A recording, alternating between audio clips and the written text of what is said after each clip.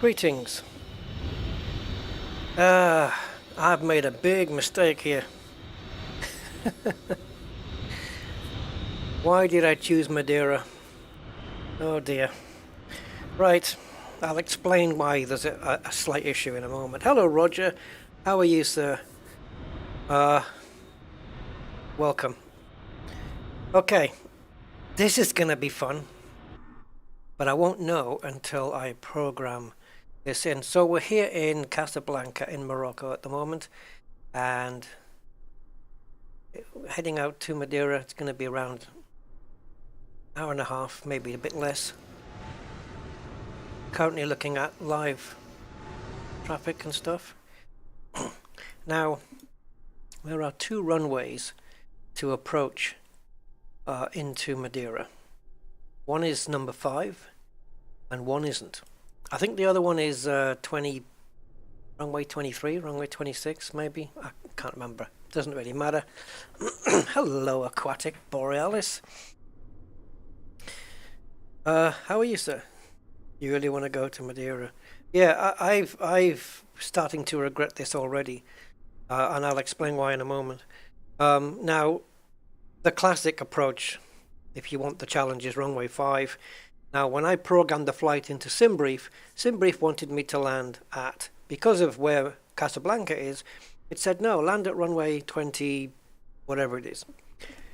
And I said, no, I want 5. So I changed the flight plan to 5.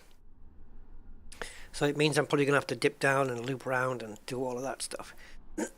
Now, think about runway 5, or the approach to 5. Well, there are two things. One of them I just found out about right now. The first thing, you know, sometimes runways have got those single file lights that light up before you get to the runway so you can see your guiding yourself in. Well, runway 5 has those as well, except they are not in a straight line, they're curved. And they're curved up the side of a hill. And that's how we have to come in, by the looks of it. Now, that's going to be a bit tricky. Secondly, I've just realized that Navigraph doesn't have any charts for Madeira. No stars, no approaches, nothing. So, I don't know how this is going to play out. So what we'll do is we'll have to have a look at how the route looks on the plane. So let's get the thing fired up, get the GPS on, and then we can take a look and see where we are with it. So, to make life a little easier, I'm in the fly-by-wire Airbus as opposed to the Phoenix. So let me just do some stuff here. My brain is still... Whatever plane I'm flying, you can guarantee that my brain is programmed for another plane.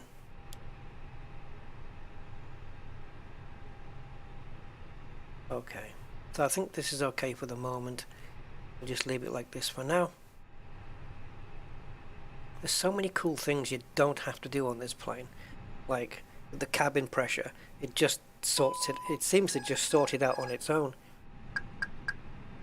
You know, where with the Boeing you have to type it all in and tell it what your, cruise is going to be. I mean, you can do all that down here, but it seems to sort itself out. Right, let's get the lighting done. I've got a pre-program for this. So we have IR alignment in 1 minute. That'll do. 6.4 for the fuel. That's not far off where we want to be. Excuse me, need to clear the throat. Let's import the SimBrief data. And we want to go down to here. And we want max lighting. I just like it that way. Okay. It seems to have dimmed this though.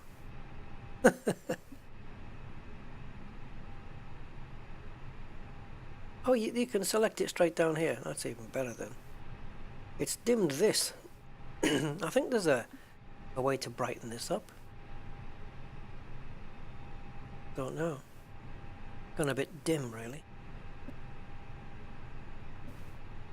Let me see.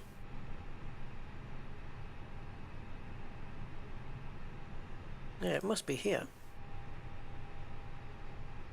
But what you do is you set all the brightnesses that you want, and then just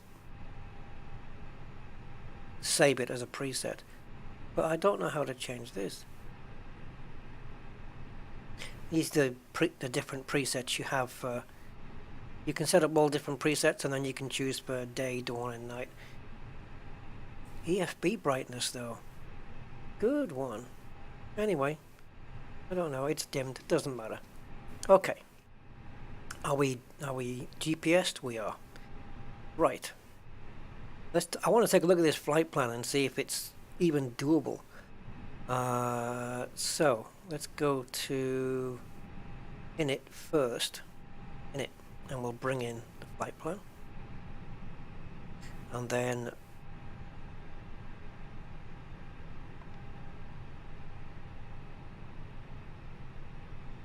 this isn't... I've missed something out here, guys.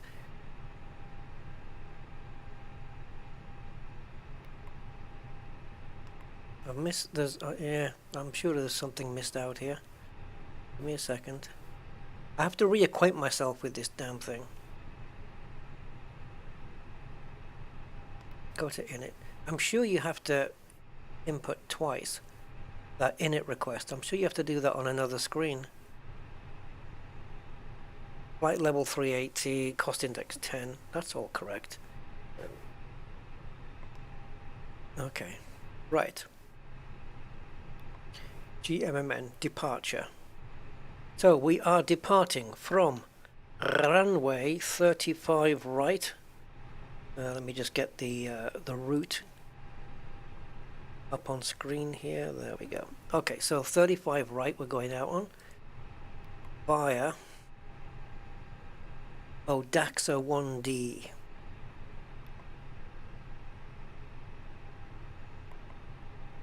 Okay, and insert that, and LPMA. So this is Madiera here, arrival. This is going to be the fun part. Oh, no ILS. Oh god. Yeah, I'm going to be flying this in. This has just got RNAV, so I guess that means no glide slope. Does it mean, do you have a localizer on RNAV? I don't know. This is going to be so much fun. Not really.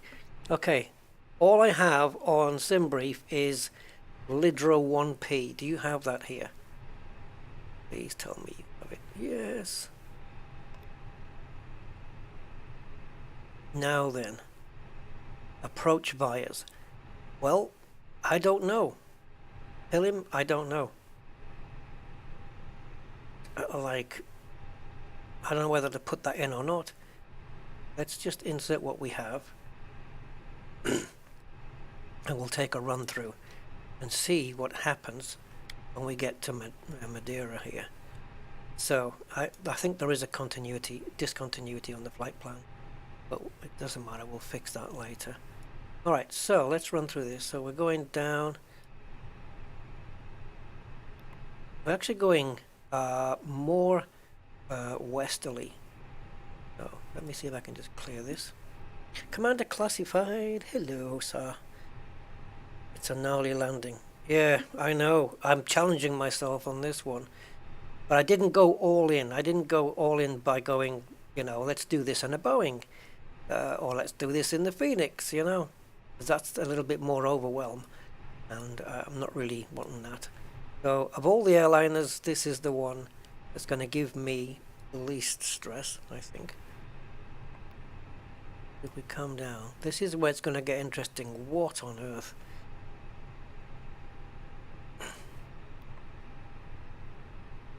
Oh god, Jesus, what? No, that's not even physically possible. No, the plane won't be able to do that, I'm afraid. Oh. I have to guess. I don't know what the approach is. Like I don't know what the course is. I can guess that it's 50 degrees, being that it's runway 5, but it's going to try and see. It's got this curve here. But realistically, it has to try and make these waypoints here. What on earth is it doing here? It's put this pillim, hasn't it? It's done that. Let me just zoom this out. Yeah, I think it should be going from there to there. So I would... Where the hell is it going? From pillim to there to... No. What's after pillim here? 5... MA502. That don't look right to me. I think after pillim it should be MA522. Let's clear this out of the way and see if it tidies it up. Yes, I know. Do it. Okay, so now it's saying that I have to... It's an RNAV Z tracking at 217 degrees for 17 miles. But then, oh, look at this approach. Oh, good God. Let's just, bearing in mind, this is 40 nautical miles, so we can bring this down just a little. Let's bring this right down to 10 so I can actually see what's going on here. So 10 nautical miles. And then, so from when we start turning to the runway, oh, what?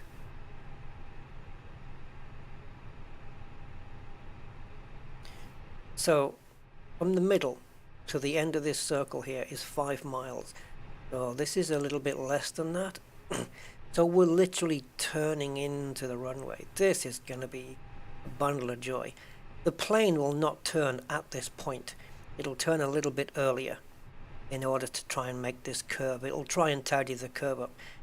Now I know on the Phoenix and on the Boeings you can add a fixed point, maybe out here somewhere. You can add a fixed point. I don't know how to do that, period, let alone do it in this plane if it's possible. You can add a waypoint out here and fly the plane to it. What I could do though is when I get to maybe here, up here, is fly it 180 degrees south, and then I'll tell the plane, hey, switch back into nav and get to MA522 and swing round that way, and just to maybe make that curve a little bit less. Hello, Kid Blocks. Yeah. Oh boy. Looking forward to this one, not so much. Alright, I'm going to make life nice and easy, and I'm just going to program the QNH automatically like that. Right, the transition altitude is only 4,000, but let's take a look here as we go out. So, okay, there's a constraint there. We'll hold it there. Okay, the rest of the stuff isn't put in yet because we need to put the performance stuff in. So we'll do that now. Oh, sugar hell. So we might get a decent flight, but the ending, I am making no guarantees. There's the air pressure for where we are, 1027. So let's just make sure that is correct up here. It is. So, yeah. Oh, looking forward to this. Not really. Right. What else do I need to do? Carry on programming. Right, so we've done diff rip. So, D, I, F, radio. Don't need to bother with that, at least right now. Or if ever. There's no... I think we're just going to bring this plane down to the lowest possible constraint, and then I'm probably going to have to fly it the rest of the way in. Or something. I'm sure when the time comes, I'll panic. So don't worry. Yeah, I'm gonna get it sorted. Right. So now we've done diff. Right now it's I. I go to the second page, and we want to bring in the zero fuel weight. No. Nope. Nope. No, that doesn't look right to me. Where's the Where's the thing about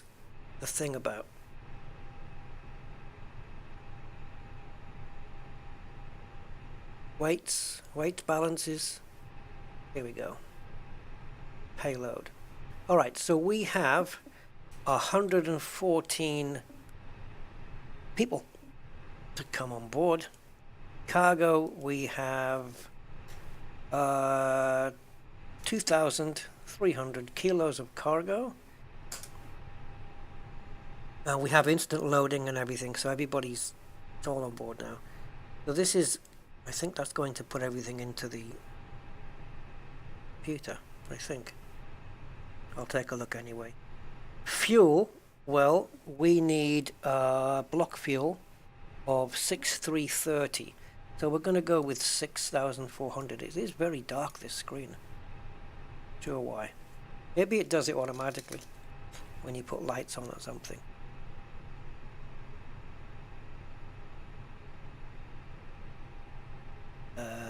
Did it do it? Because I didn't see anything. Yeah, total fuel 6,400 kilos. Okay, so we've got the fuel in, and we've got the...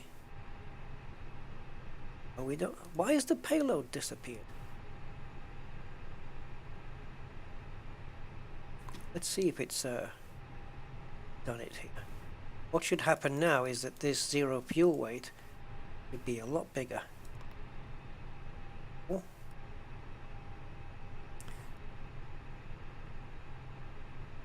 Oh, is this... Ah, okay. That's getting it from SimBrief. Gotcha. Fine. It's done. It's there. So now has this number increased?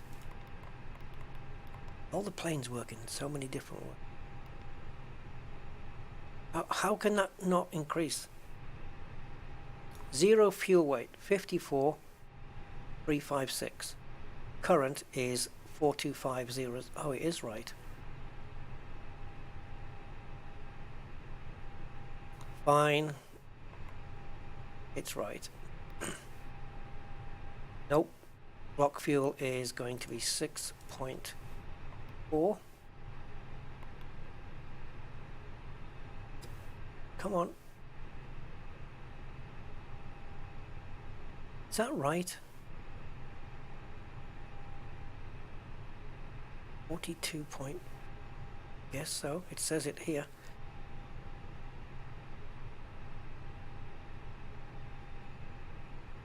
Now, I don't like this. There we go. I thought so. I thought it's not, doesn't sit right with me. Yeah, you have to do that and board everybody. Cool. Alright. Now do it. Thank you. Yeah, it kind of helps when you can know that something's wrong, right? Can you join? Yeah, not really, Kid Blocks, sorry. No, this is more a solo thing. Gentlemen from the flight deck, on behalf of myself, your captain, the first officer of cabin crew, I'd like to take this time to welcome you aboard our flight. We're just wrapping up some paperwork up front here and waiting to see final numbers from the ground crew, then we'll be on our way. Flight attendants will be coming through the cabin shortly with a very important safety briefing. We do ask that you give them your full, undivided attention as they review the safety operations of this Airbus aircraft.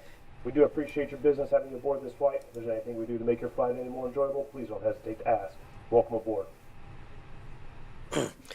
Yeah, Kid Blocks. Yeah, no, it's just that for joining stuff, I like to have it planned, pre-planned, you know, and not just, you know, winging it. They don't have the calculator here, do they, for flex to temp? Okay, I can't make this thing rotate. What the hell? Simulator, talk to me. Okay.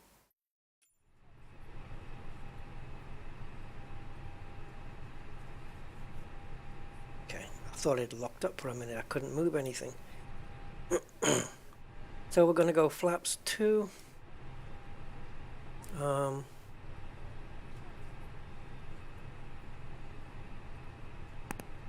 Flaps 2, I'm happy with. So transition altitude 4000 is correcto.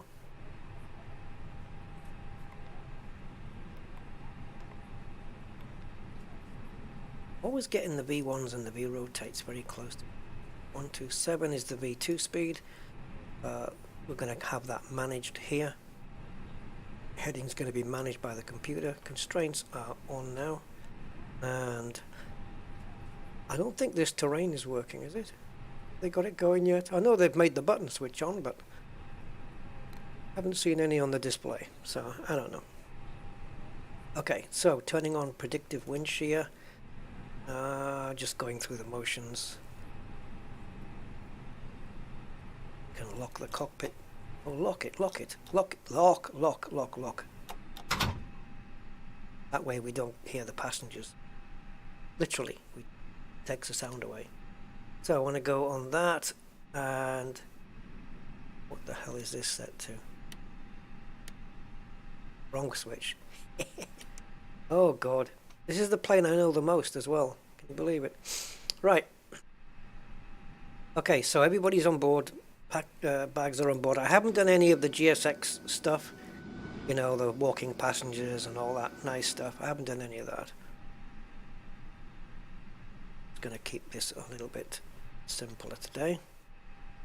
And right, that's it. Back up here then, and let's get everything sorted. So fuel pumps go on.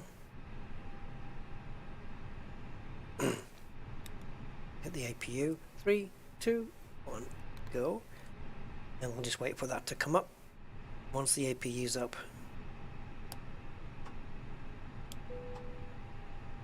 And put the dome light on dim. I don't know, it might get a little bit darker as we go into the flight. I'm expecting it to. Boom, boom, boom. That's pretty much it really, up here. It's a lot simpler up here than it is with the Boeing, with the Boing Boing. George, hello, morning, being my other me today. Okay, cool. And I'm the background music. Cool.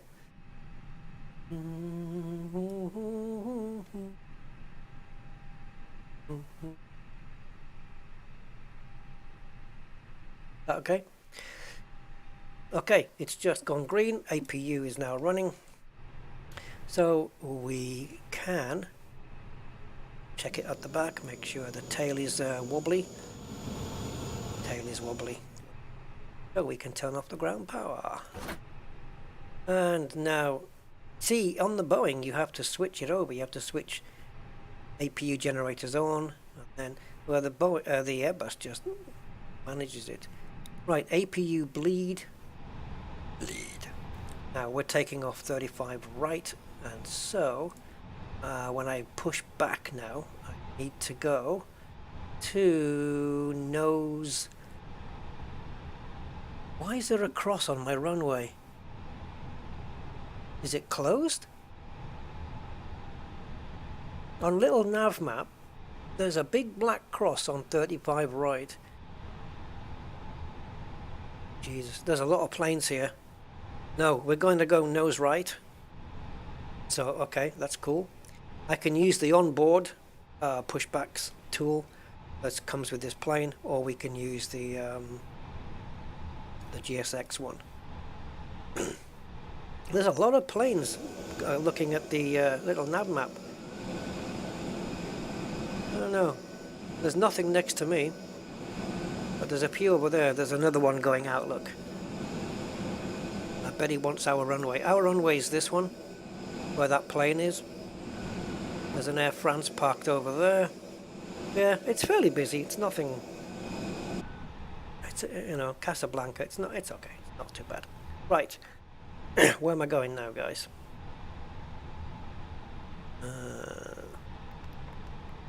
So this is for messages. You know, you get those messages you get for when you select when you ask for the weather and stuff.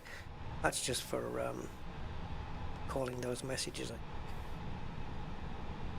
But I don't need to request the weather or print it out on our little printer because it's already on the iPad thingy.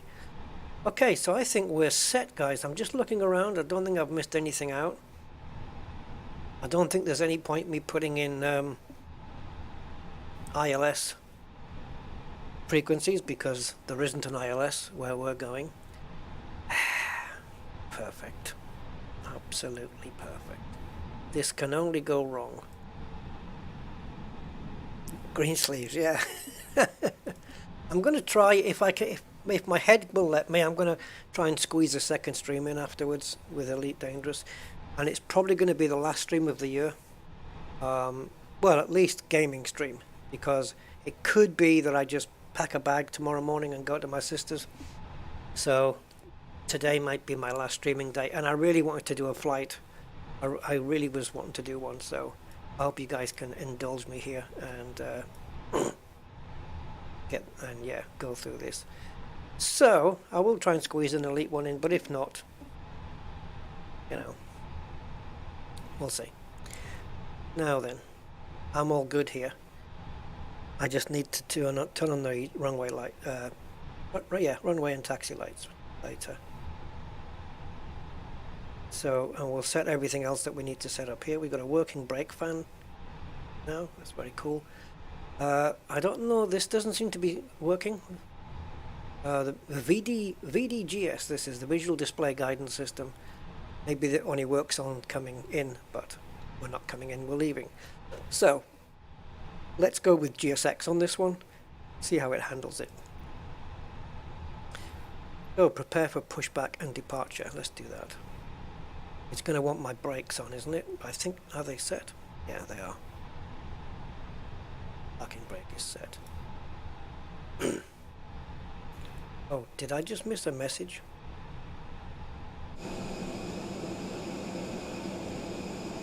So they've got to put a pin in there. Unlike the Boeing, people can... Oh, slidey. How the hell's that happening? Yeah, people can fit under this plane. Let me guess, you're going to put the pin in and then moonwalk all the way back.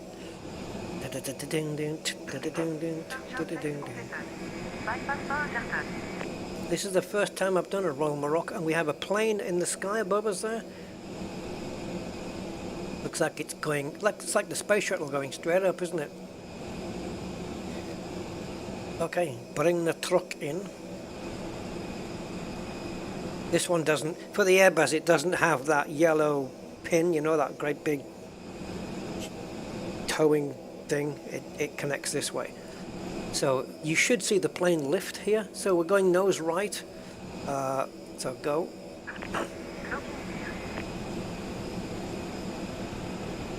It should lift the plane, I would imagine. The hairy bus is going to have to be lifted. Oh, are you waiting for me to turn off the handbrake? Yep, it was.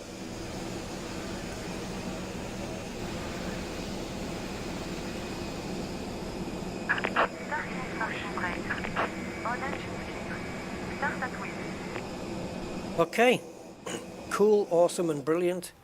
All we need to do now is stick on the... Oh, we've done it already. Way ahead of you, Rusty, way ahead of you. Start engine. What just happened? Okay. I know, everything, the air conditioning just switched off and I thought, why? Where am I looking?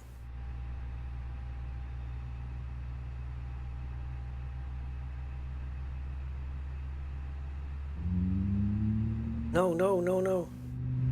Oh yeah, it's okay. We're good. Sorry.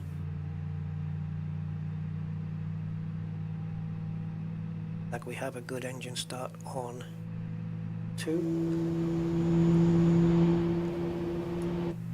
This is so different from the Boeing. There's none of this, oh, you know, wait till it climbs to such and such percent and then inject the fuel. No, it's just doing it.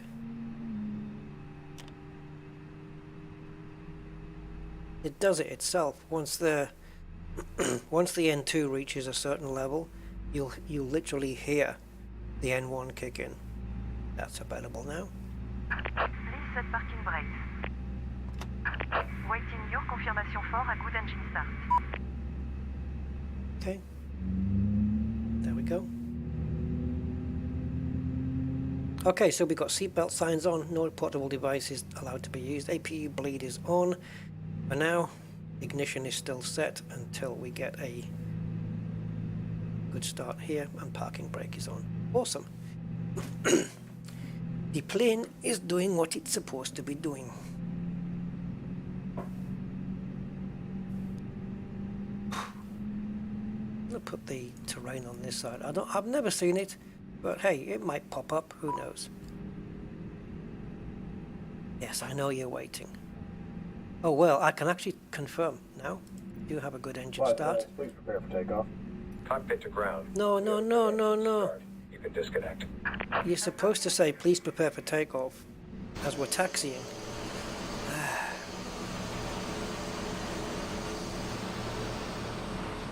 Okay, so both engines have fired. Are we even facing? You didn't even turn me around. Oh well. It just pushed us back. It didn't even turn us. Sad state of affairs. If you see me go down here without wanting to, it's because key 6 is what takes me here, but key 6 is what takes me here on the Boeing. And I think the Phoenix as well. Okay, so we want taxi Bypass Barman. and that. Left is clear. Right is clear. And we'll stick the landing lights on just because why not? Okay, APU can now go off. Is that my truck? Yeah. And I'm just about to get an okay. Yep. Alright, thank you. I can't see you from here because you're in the wrong spot.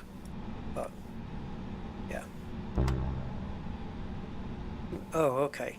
Why do I have to set the parking brakes? Why can't I go?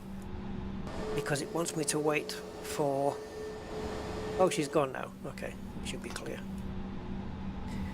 Right, so as we're on the move, we want to set auto brakes to maximum, and we want to set the speed brakes to the on position, and then we will arm flaps 2. That's it. Make our way to the runway.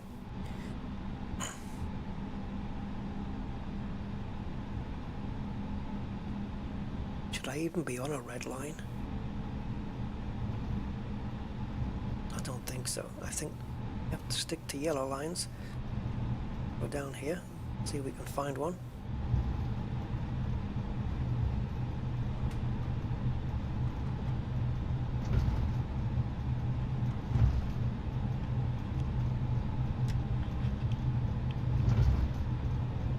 Okay, so we have a cabin check and a takeoff config to do. Do that.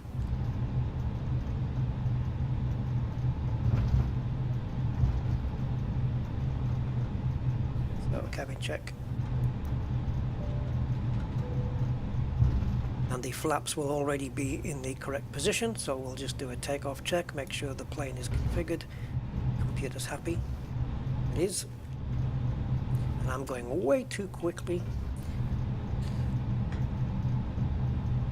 Back it off. I've got analog brakes now, guys. I just have to remember to use them.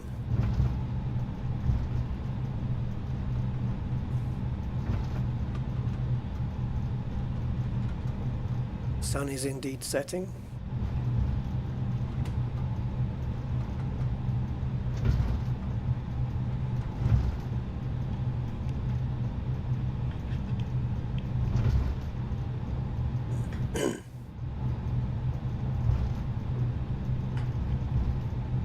So many things in our way. What is this doing? Yeah, so this is my first time ever flying out of Morocco, and I have never been to Madiera before. So this is a complete first for me, and because it's my first go on runway 05. Don't be surprised if it all goes pear-shaped. Now we can actually get off here, I think, on the runway, but instead we'll go right to the very end. It means we're going to have to take this left and a right here. Come on, plane.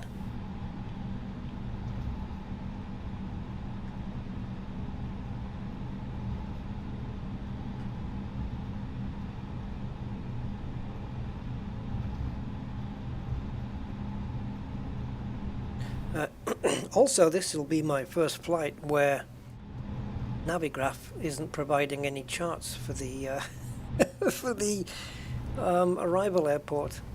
What? And there's no, and at the same time there's no ILS approach. So I'm probably going to have to do it all manually, and yeah, I'm probably going to end up in the ocean, guys, or overshooting the runway. I don't know. Something's going to go wrong, but we'll have to wait and find out when we get there.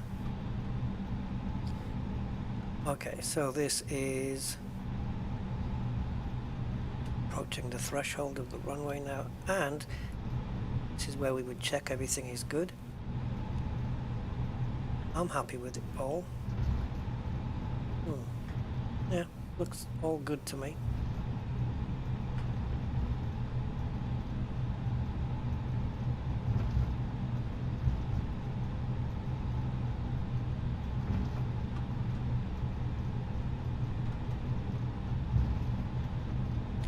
Okay, here we are, runway 35 right.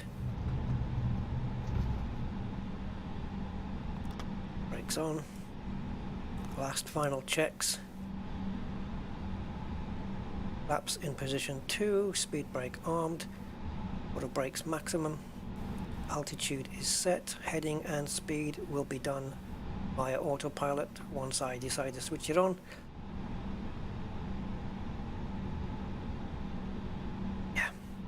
Okay, let's do it. Let's go to Madiera. There's going to be a lot of water in this one as we have to fly across.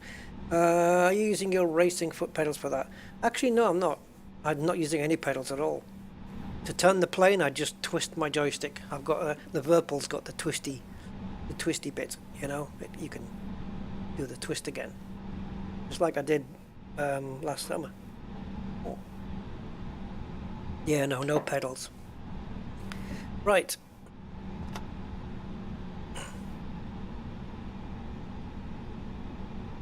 Come on.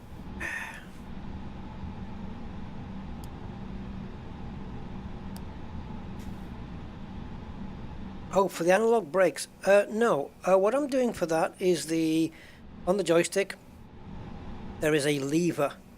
So when you wrap your hand around the joystick, okay, where your bottom two fingers are, there is a lever that I can pull in. It took a little while to set it up because it was always going backwards and it was initiating a button at the same time. So what I had to do was pull the lever in and then say wait for input to bind it, and then I just released it and it only set the axis and not the button, and then I inverted the axis. That was the only way I could set it up. But it works great, because now I can modulate the braking to what I want rather than doing a button, you know, which is worse. So yeah, the Virpil has been brilliant for that. And I have to remember that I also have a button on it to disconnect the autopilot. Something I know on my last stream I was I can't remember if I streamed it or not, but on the Boeing, was it a Boeing I was using? I can't remember. Anyway, on a plane, it might have been the Vision G2, and I came down to the yoke to press the button to disconnect the autopilot because it was going burp, burp, burp, burp, burp the whole time, and I just completely forgot that I had the button on my joystick mapped already. Anyway, it is what it is. Alright, so we're ready to go. So, holding the brakes in and power the engines. Yes, I'm doing it, I'm doing it. Okay. We're good, and full power.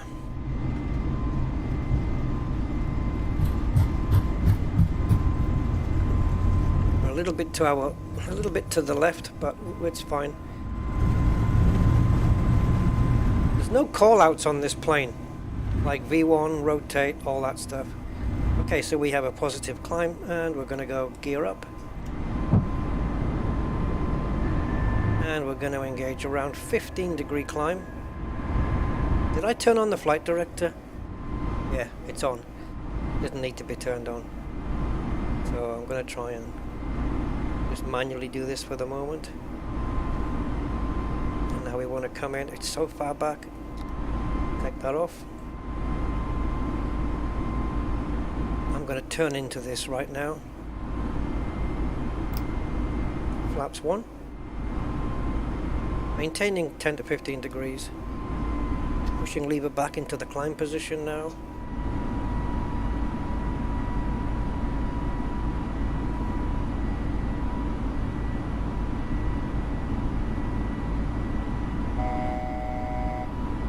Still good. 10 degrees now.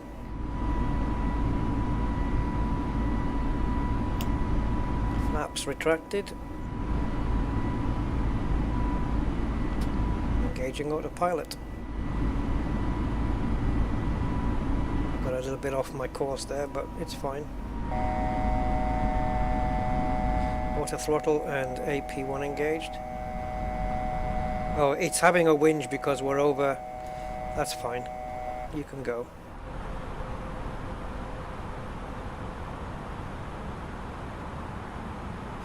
Okay, so let's do some tidying up here. Turn off. Yeah, they're so tricky, this.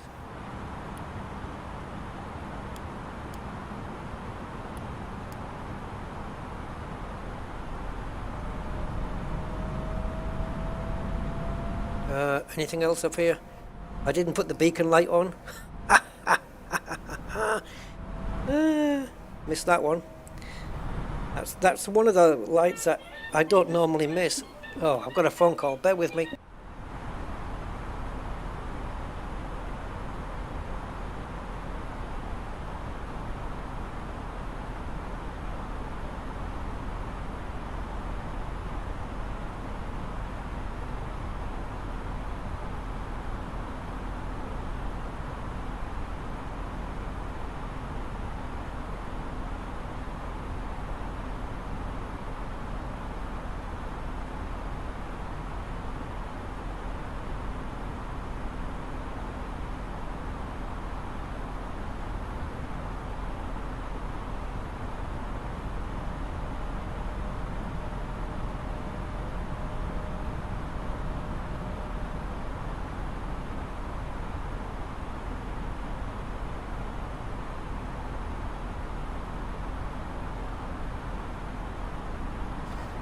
Okay, sorry about that. Right, where are we? Need to pull the standard down.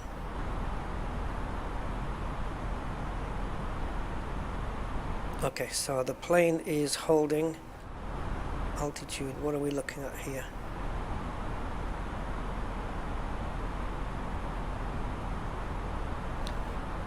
Kind of lost my okay, so there's a constraint here. There's a constraint here. 3620, which it's holding at. Is that Mokta though? No, Mokta's here. So there's a constraint. Surely we've just gone past that. Mokta, we can go to 9,000.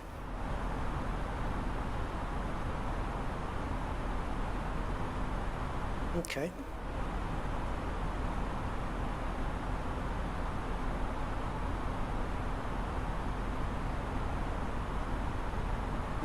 Yeah, I've got that Virpil Constellation Alpha, but mine's the L.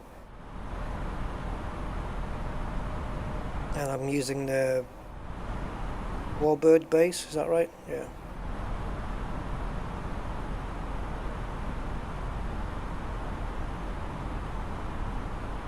I just want to see whether when we get to Mukta, what's going on? Am I going to have to tell this plane to ascend because...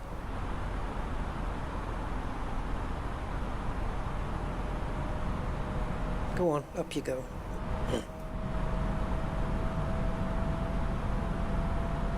Yeah. I guess I needed it pulled back into manage mode, really. Now, I reckon when it gets to around 10,000, the seatbelts are set to auto, so that should go off. Now, when are we going to hit our top of climb? And for how long? So top of climb is going to be here, and then we have 148. Wow. Okay, another 175, and then we're at top of descent. So 323.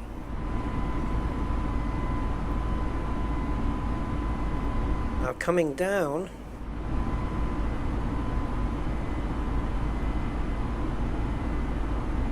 so flight level 6000 at Pillim, okay. And we have a constraint here, that's cool. And one there. And finally mass 504 is at 830. What on earth? I can literally, once we start to descend, I can literally put a really low number here. And the plane will just visit all the constraints correctly. So I can literally put it down to 200 feet, I would think. Oh, that's going to be a joy. The plane will do the descent for me. All I've got to do is, I don't know, pray. I don't want it to come down to 200 feet on its own, though. I'm quite happy to bring it down to, say, 150 or 1,000 feet, and then I'll take over. I'll take over from here. Oh, it's going to be a joy. What's this? RNAV tracking 004. It's going to be brilliant, isn't it? So, tracking 004 is, I could program that in here later. Unless the plane will do it, I don't know. Let's take a look where we are then.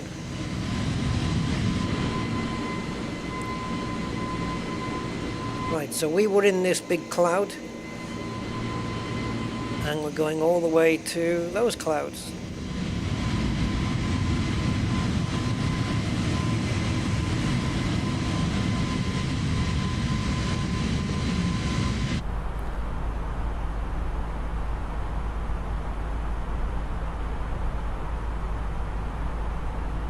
That's pretty cool if you win Commander Classified. Yeah. If I win the lottery, I'll do a big bundle purchase on Virpil, because their stuff is quality, man. Okay, it hasn't taken the seatbelt sign off, so I'm going to do that now. It's maybe because we're in climb, but it's fine.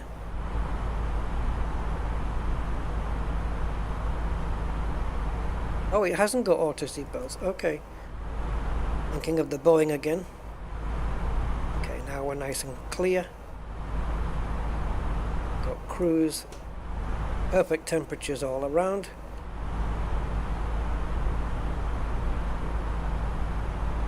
Look at our gross weight here. 60 tons on the button.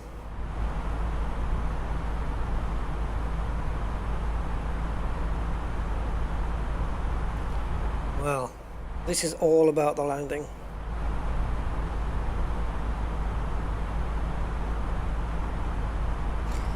Well, statistically though, as you know, Matt, you've got the same chance as everybody else, right?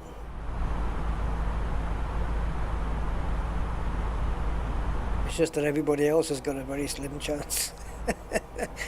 But it's weird, the statistics, you know, because you're it's like when you're picking lottery numbers, right? If you pick out if you have to pick out 6 numbers, and you've got one person who picks out 6 random numbers, you know, 7, 35, 21, 14, that kind of thing, and then somebody else picks 10, 11, 12, 13, 14, 15, there's just as much chance for the 10, 11, 12, 13, 14, 15 to come out as there is for the other set of random numbers. It's just that in your mind you can never internalize the scenario where 10, 11, 12, 13, 14, 15 are going to come out as a lottery win, because every time it is a lottery win it tends to be a random sequence of numbers. But yet any random sequence of numbers has got no greater or less chance than 10, 11, 12, 13, 14, 15. It's just the way it plays on your mind that you think it's a different, you might think it's different chances, but it actually isn't. It's kind of cool the way it works that way. Right, where am I going? Here.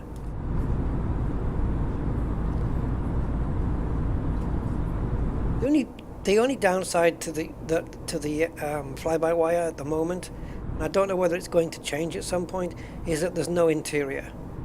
You know, it's just blackness. Where the Phoenix and the Boeings, they're beautifully modelled inside, really nice. I wish they'd add one to this.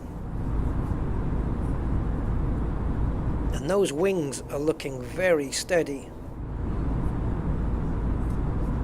It looks like we've got a very calm day, and in fact the weather information that I have on descent, on our descent, in fact no, let's have a look. Top of cruise, where's top of cruise weather? So top of cruise, oh, it is going to be a little bit breezy. 44 knots. Yeah, a little bit breezy. Nothing crazy. But coming into Madiera, the wind is like it's next to nothing. Like coming like at 10,000 feet, the wind is going to be like 3 knots. I mean, it's literally going to be, you know, like a mosquito fart. It's going to be nothing.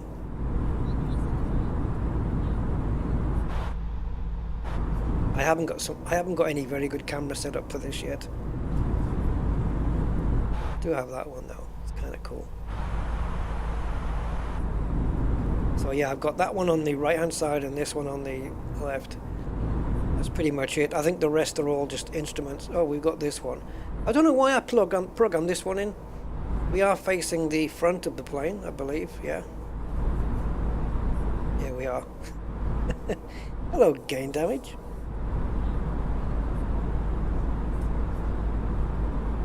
Yes, statistics and look are mutually exclusive. Yeah. It is, but you can't win if you don't play, right? If you don't get entered in the draw, you can't win anyway. But you may as well just give it a go. What I don't like are those competitions where it says all you have to do to win, to have a chance of winning, is follow these instructions. Like our channel, subscribe to our channel, follow our channel, retweet and mention it. Oh, it's like shameless promotion for a anyway.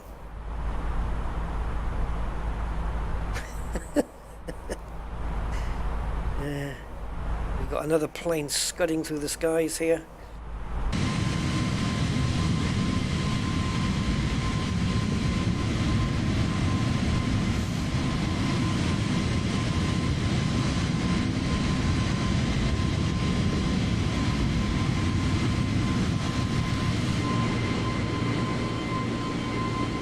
By the way, just in case you're wondering what this says on the side, it says Royal Air Maroc.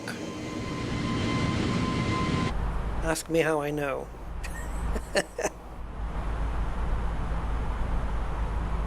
I couldn't read Arabic if I even tried. Yeah, it does look good aquatic. So I'll tell you what we are. If you out of this side, straight. Would it be fair to say straight ahead? Yeah, kind of. Yeah, straight up here right now. If we were to fly out that window and carry on, we'd be in Portugal. Gibraltar is kind of over there. Gibraltar's over there, and then there's Spain. And this is Portugal over here. So you'd probably end up somewhere near. Oh, what's the name of it? Is it the Côte d'Azur? What am I thinking of? Ah. No. Algarve. Yeah, I knew it began with an A. Yeah, the Algarve. Côte d'Azur. Yeah, Algarve. That's where you'd end up if you went through that window right now. And then where we're going is what? Oh yeah, we're going. Madiera is over there. So we are flying in the wrong direction at the moment. We will need to do a severe left-hand turn, and if we look up on the map here, there it is. So here comes the top of climb. So this is where we'll be reaching 38,000 feet. Again, this is down to SimBrief, just doing. It gives you quite high altitudes. You know, your cruising altitudes. It gives you high cruising altitudes for flights that are relatively small. Do you guys know what the shortest Airbus, like I think it's regular flight, the shortest regular Airbus flight is? I happened to stumble across it today on Google. It's 4 minutes.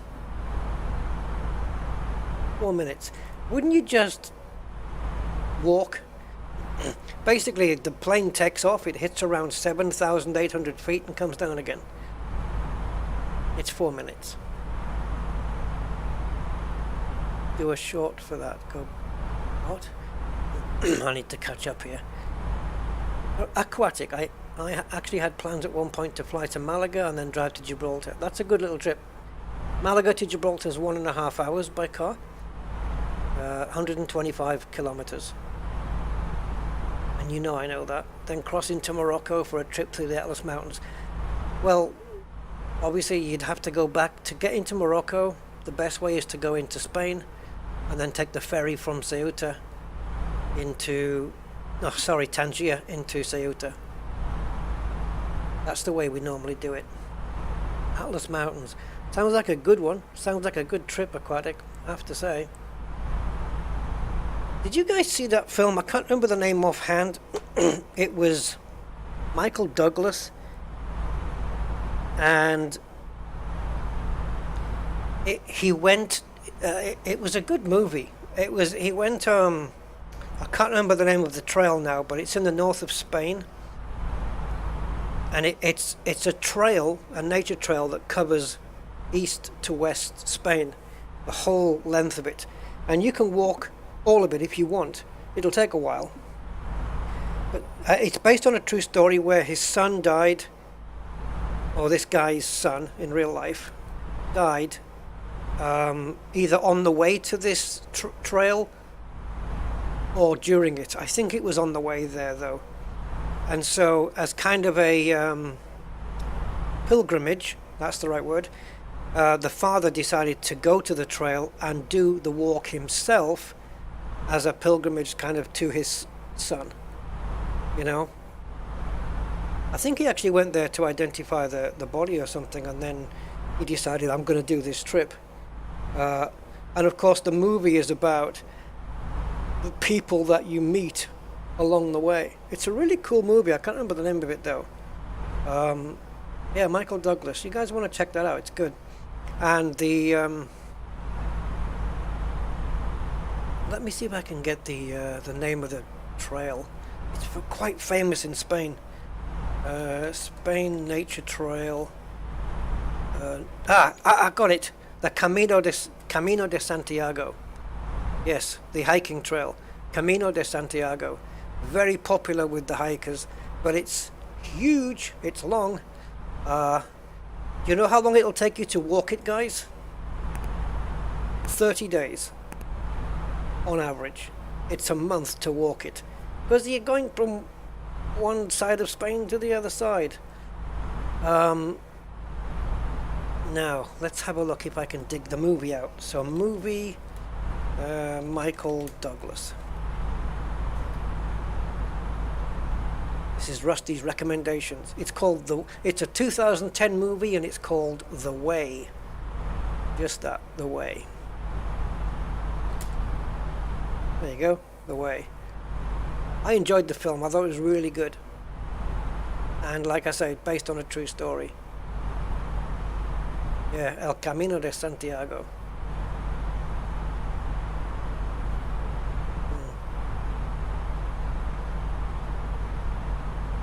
Yeah, I enjoyed it. 500 miles, that Camino de Santiago. Well, ladies and gentlemen, once again from the flight deck, your captain speaking. We've just reached our cruising altitude for the flight. As we begin to settle in, I do want to remind you to please keep your seat elbows clear from the aisle, as the flight attendants will be coming through the cabin with galley carts shortly. Also, one more reminder to please refrain from congregating near the front galley where the flight deck door is located. Thank you. I forgot to put the ATC chatter on. Yeah, 30 days only for the Spanish part of the trail. Yes, for the Spanish part getting damaged. Yeah, indeed. It must be awesome to do it though. I mean, I wouldn't get 30 yards. Never mind. 50 miles. Sorry, 500 miles. Man. If it doesn't kill you, man, it'll make you fit right at the end. But yeah, I wouldn't mind watching that movie again, actually. It's been a while. I've only seen it once. It's pleasant. It's good family viewing, you know. I think so.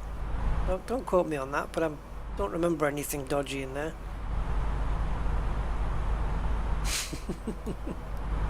I don't know. Yeah. So if you're young and fit, get yourself down to northern Spain and do it. I don't think many people, I don't know, I wouldn't imagine that many people complete the entire trail, you know, but there's places to stop off, you know, and of course you can camp down and plenty of people to meet as well along the way from all over the world, I suppose. If I was young and fit enough, I would like to do something like that. But 500 miles though, 30 days, it's a hell of a commitment, right? I mean, you've got to put a month aside there. Look at this reflection here of the coffee cup. Yeah, you've got to put that month aside and just wrap up everything else and just do it. But man, what a thing to add to your life's resume, I suppose.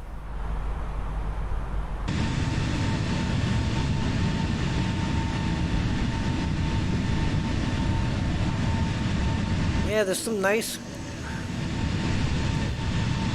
trails in Europe, I suppose. Yeah, I'll check it out. Gain damage, through hike, yeah, like different trails. I don't know, maybe there's some even on YouTube where people have filmed themselves doing the Camino de Santiago and documented their journey. I don't know, there's probably something out there. But yeah, it's kind of nice. The scenery's got to be pretty cool too, right? I mean, in that 500 miles, there's going to be a lot of cool views, I would say. And with it being in the north of Spain as well, I suppose you have to pick the right time because it can get cold, you know, up there. Southern Spain's different, it's quite warmer than the north. So don't be picking November, December. Yeah.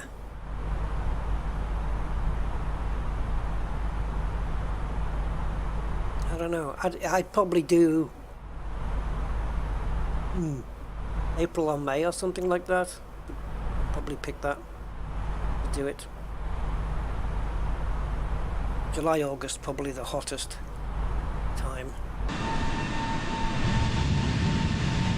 I wonder when the most popular months are for that trail. Because you could just go there and decide to do, okay, well, we'll just do 1 week of it. Just do a week, and then wherever we are after a week, we'll just call it a day there and go home. But how do you get home? Like, if you're... like, the nearest town might be miles and miles and miles away. The Appalachian Trail. Yeah. Sounds good, doesn't it? The Appalachian Trail.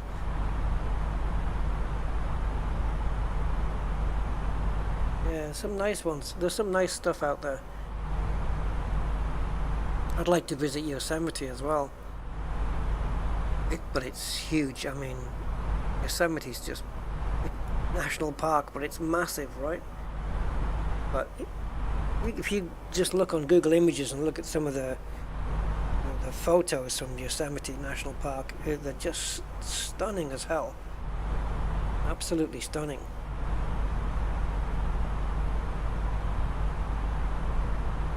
Yeah, I've never done anything like that myself.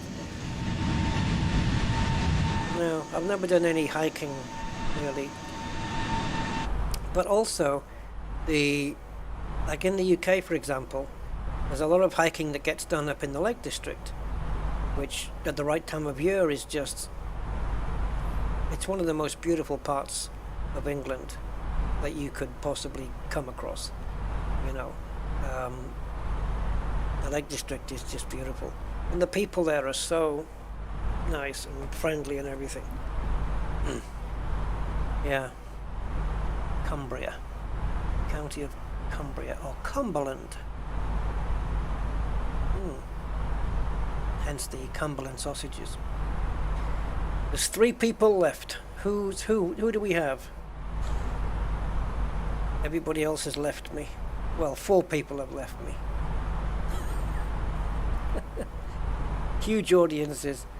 I'll be doing a 1-to-1 private show next. Oh, we got 5 suddenly. Hello, Ron G.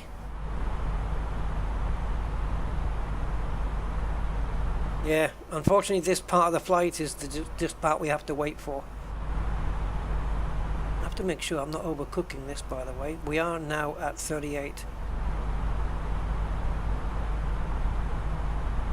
Top of descent is coming here.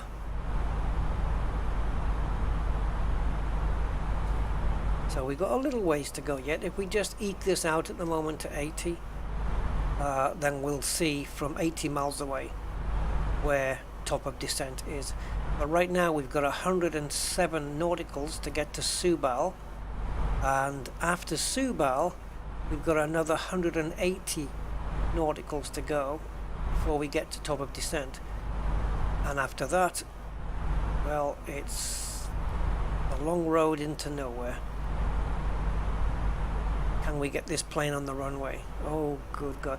I mean, this is going to be one of those landing challenges, isn't it? Did a hike from Haas Mountains. I have no clue where that was. Gain damage. Question. Was it you who asked me about the white tea? Or the white tea? Why do I get the feeling it was you? I don't know. Was it? Was it you that I said I was going to send a box of white tea to?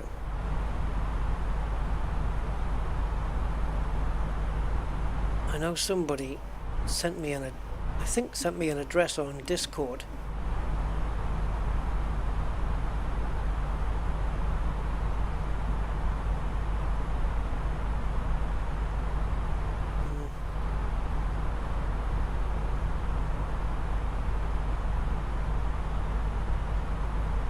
Ah, yes, there it is.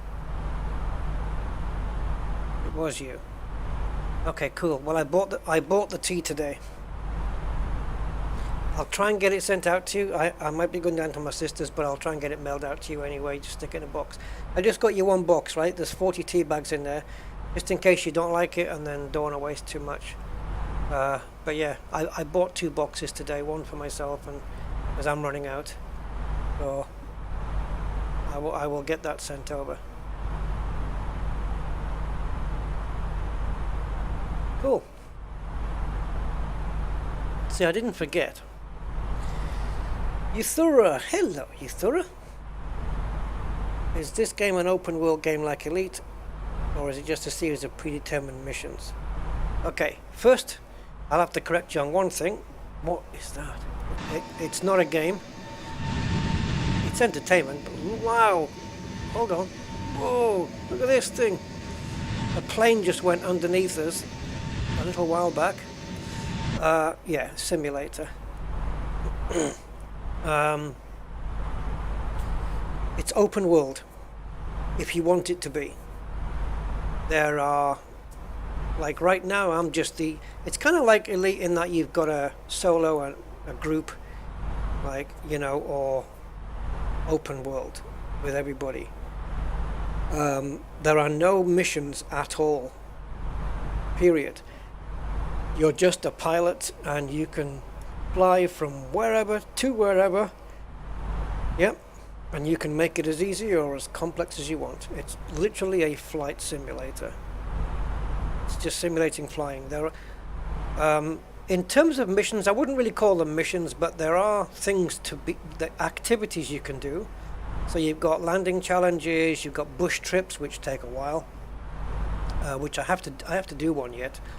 Yeah, landing challenges. You've got all sorts of other activities that can be done from the main menu, or you can just forget all about that and just come straight in and just fly.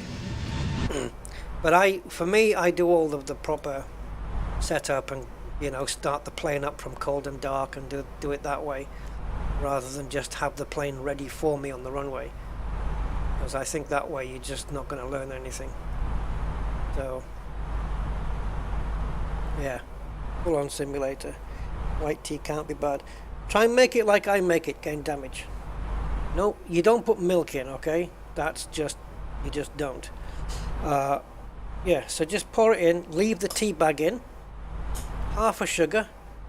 Try it with half a sugar, unless you don't take sugar at all, in which case don't have any. Half a sugar in, leave the tea bag in at least for 5 minutes, let it fester and do its thing. I leave mine in the entire time. So yeah, it has to, you know, percolate there.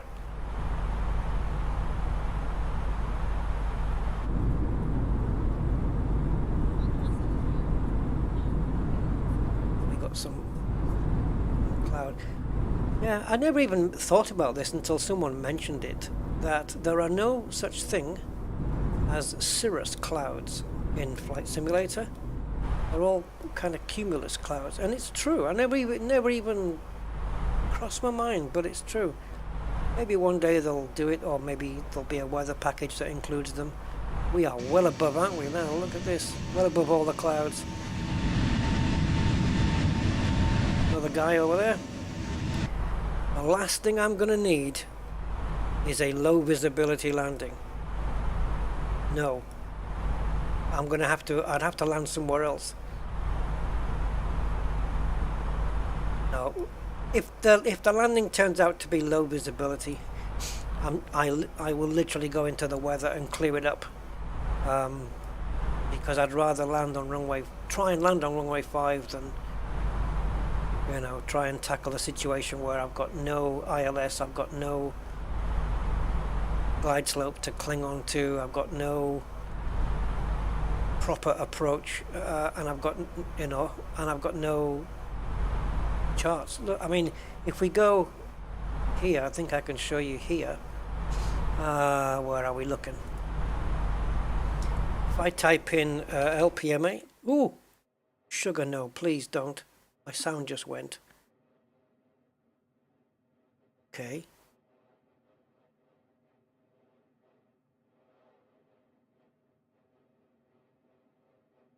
Oh, we've got stars here.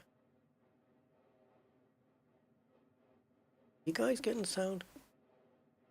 Bear with me. Okay.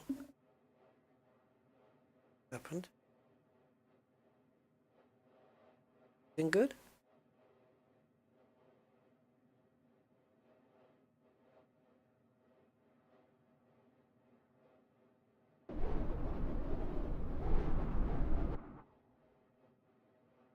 We have fuel.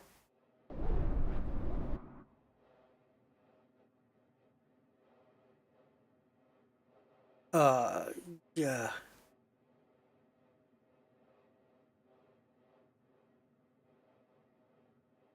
Okay.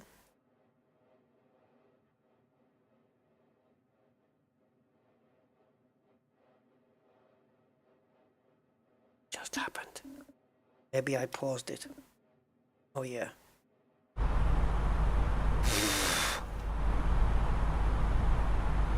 Yeah, from typing the P in here. Okay, I'm gonna have to change that to a Shift P or a Control P. Thank you, Ron G. Didn't even think of that. Okay, so we have... No. How... Ah, here we go. There is no chart to display. There you go. Oh, wait a minute. What the hell? These weren't listed in my Navigraph app. Right, so this... Oh, jeez. Okay, we'll try and get these programmed in then. This will be fun. Right, where do I need to be? Talk to me. Sim brief.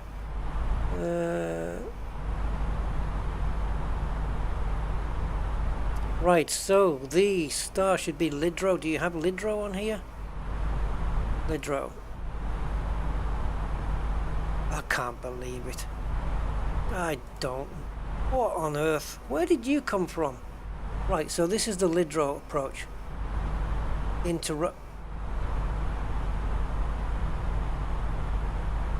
a minute. This ain't right. Lidro, and then we've got MA536. But what? Which way round is this? Because it should be that way. Do we have a compass to tell us that the top is south? Show me the approaches here. So we've got runway Z. I don't believe it. When did this happen? Right, so we've got... This doesn't tally with what we... See, this is what we want, this nice curve. So we want to... Alright, so we want to go... There's Pilim. Then we got 530, 528 and 26. 530, 528 and 26. Oh, hey, go away. 530, 528 and 526. Okay. So, let's get that in here if it's not already in here. So, Pilim. Now you see, so we need to add 530 and 526 in here.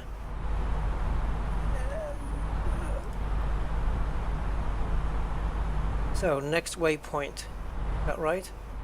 Oh, I need to go back. MA. There's 536. You got me all confused now. Where's 536 up here? 536, 530. Pilim is there. Pilim is there. Constraint is 3000. 530, 528, 526. 530, 528, 526. Just think BMW. 530, except for 526. Right. So.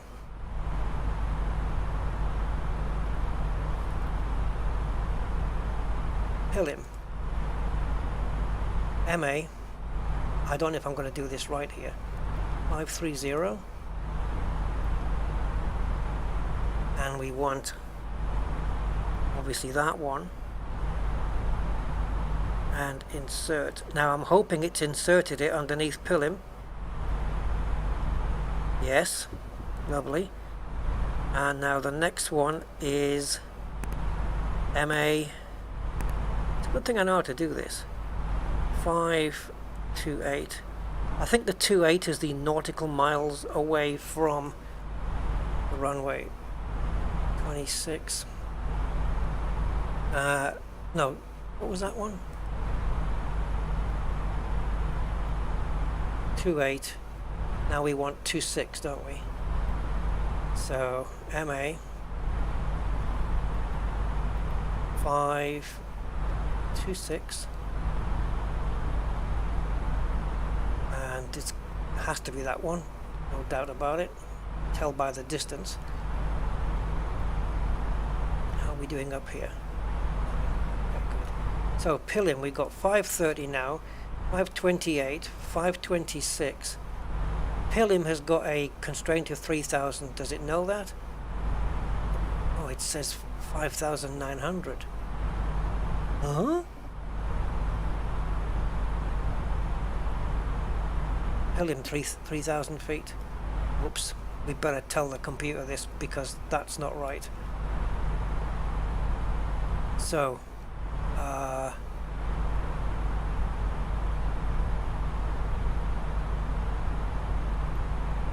will it accept it like this? I don't know. Yeah, it has. Okay. So now we've told it that it has to be at 3,000 there. How's that going to affect the flight plan above it though? That's going to change top of descent perhaps. Yeah, by 5 miles. It's brought it in by 5, right? Because that was 180 before. So we know that Pillim has to be... So this isn't going to happen. 2,000 feet in 6 miles? Can we? I can't see beyond here though. So let's have a look at the star. Oh, this is all news to me. I couldn't bring this up last time. Well, there's Pillim. So MA 534 is 4,000 feet. What have you got? Yeah, see, that's wrong. So let's go slash 4,000.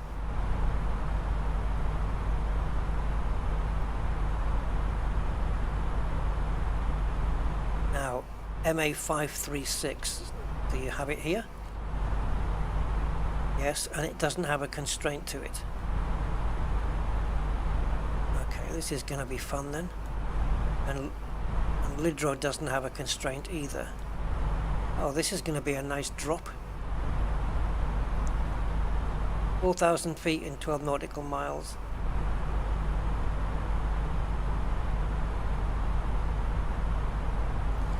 Let's see.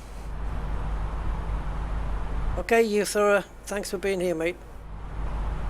This is fly-by-wire, yes indeed.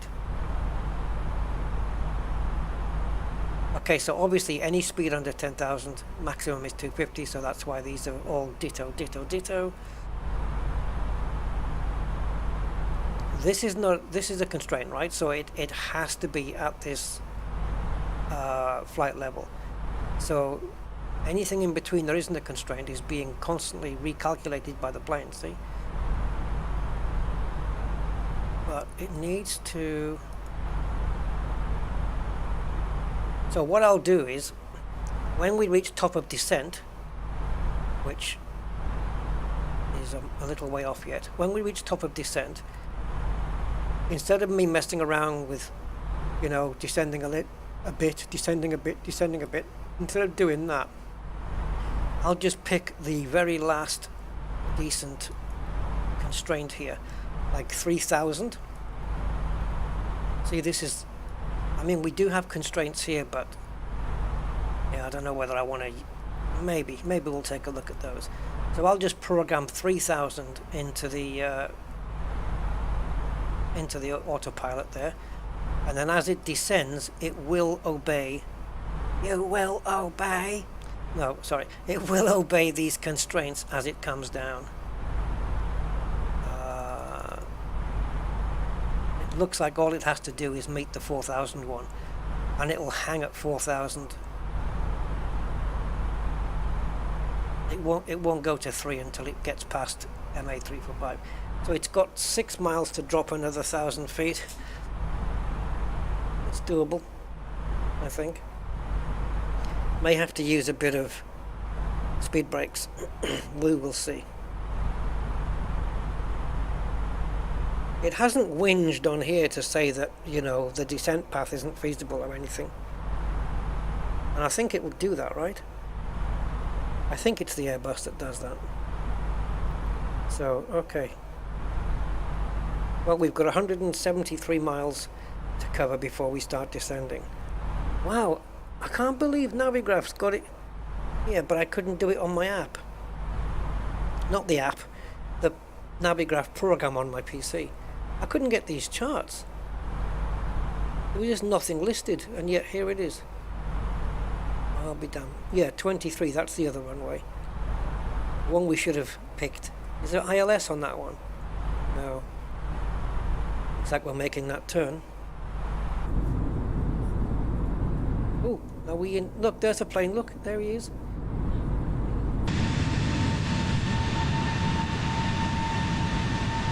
Should we wave? There's one in the distance as well. Right, okay. So, interesting. Interesting now. I hope the plane can meet these descents. The only one I'm bothered about really is this 10,000. Forget this thing. This is not a real number. It's one of those you can mess around with. But it can go. It might hit 10,000 before it gets here. But then it's got to get down to. It's got to drop another 6,000 feet in 17 miles. It might need a bit of drag to do that. I'm not sure. This is our flight, by the way. Maroc 2627. That's our flight number. Right, should we print out some weather while we're waiting?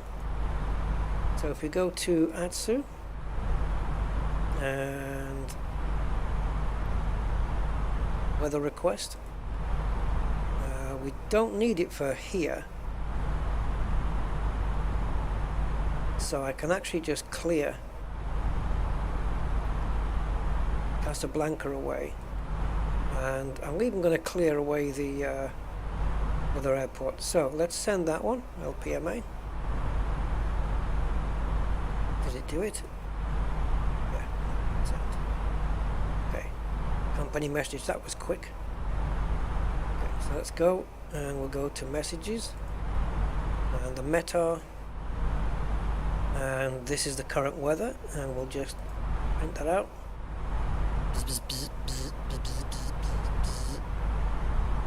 Would you like a receipt?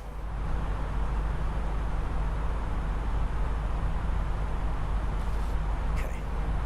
So, the QNH coming in is 1027. Does that match up with here? Yeah, it does. Wind speed on the ground is 4 knots, 21 degrees, and 17 degrees overnight. Nice and warm. See, and the charts that you use, right, that are relevant to the flight. So for example, I'm going to be using this one.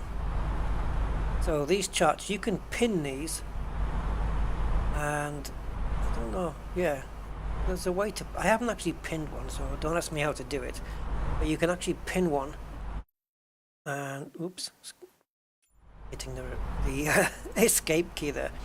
Yeah, you pin the charts, and then as you're flying, here, sorry, where are we going? Yeah, you can look at all of the charts relevant to your flight here. So it's kind of nice. You've got your checklists here in case you want to run through those. These are just very basic though, eh? This isn't your full checklist at all. Not by any stretch. So this is where we are. Wow, this is a little bit longer than I was expecting. We're just approaching halfway. It did tell me that the flight time was going to be around 1 hour 30. This is the route. So Lidrip will be our star going in. So if we go to the chart, wrong one. I don't know where I'm going.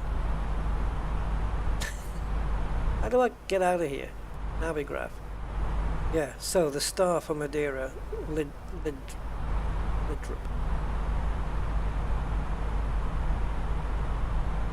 Go back to route. Lidro, leading into Lidrip, right? Lidro.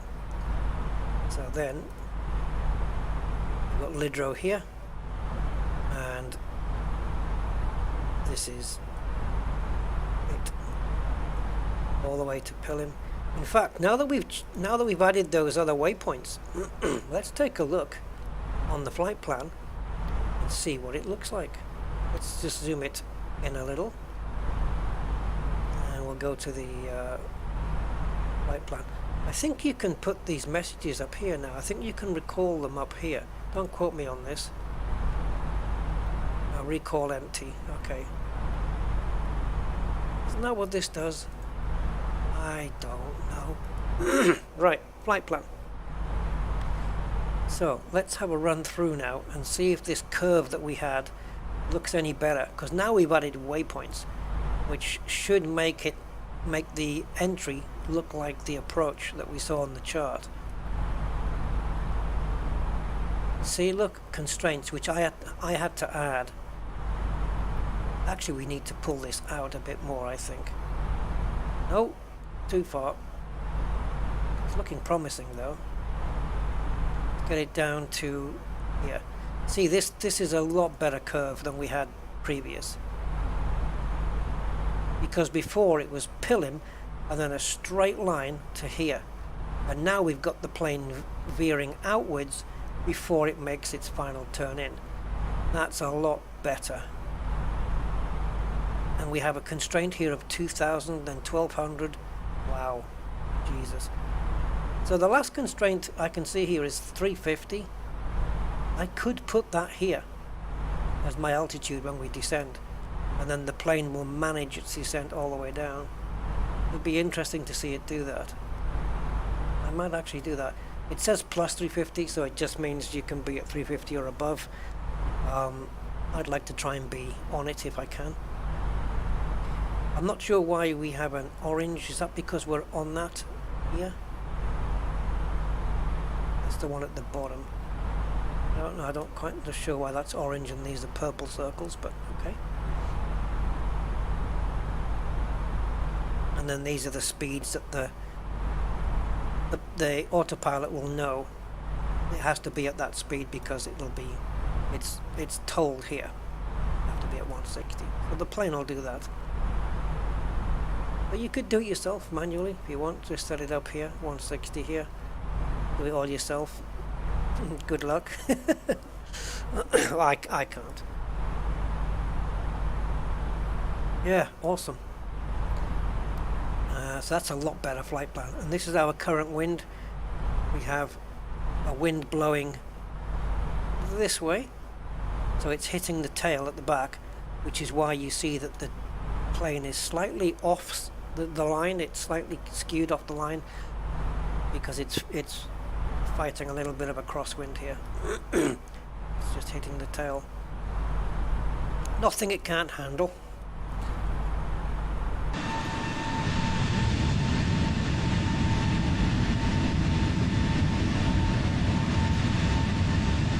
Yeah. So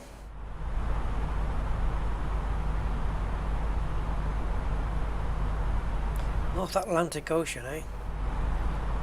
This is where we are. There are loads of planes around us at the moment, guys. I've got two on my right, one behind me at... trying to find out where it is, altitude. It's an Airbus behind me and he is at 39,000 feet. Well, he's behind me and above. And then on my left hand side we've got 1, 2, 3, 4, 5 planes and a ship or a boat or something. There's meant to be loads of planes there, but there's one behind me and above.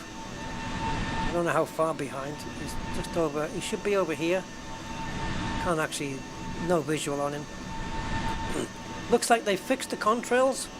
For a little while we were getting contrails all bunching up here into a big cube. That's been sorted.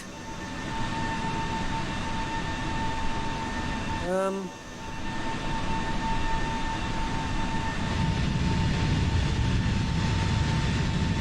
not seeing any planes. There should be one here. What altitude is this guy at? Let's have a look. 37,000. Yeah, no, I don't have any visuals on anything. But they are there.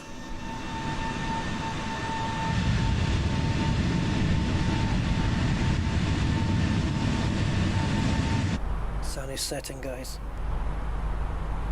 In case you want to know where we are, I can show you. Let me just pick up the application. Yeah, well, don't drop your phone in the bath, gain damage. That would be shocking.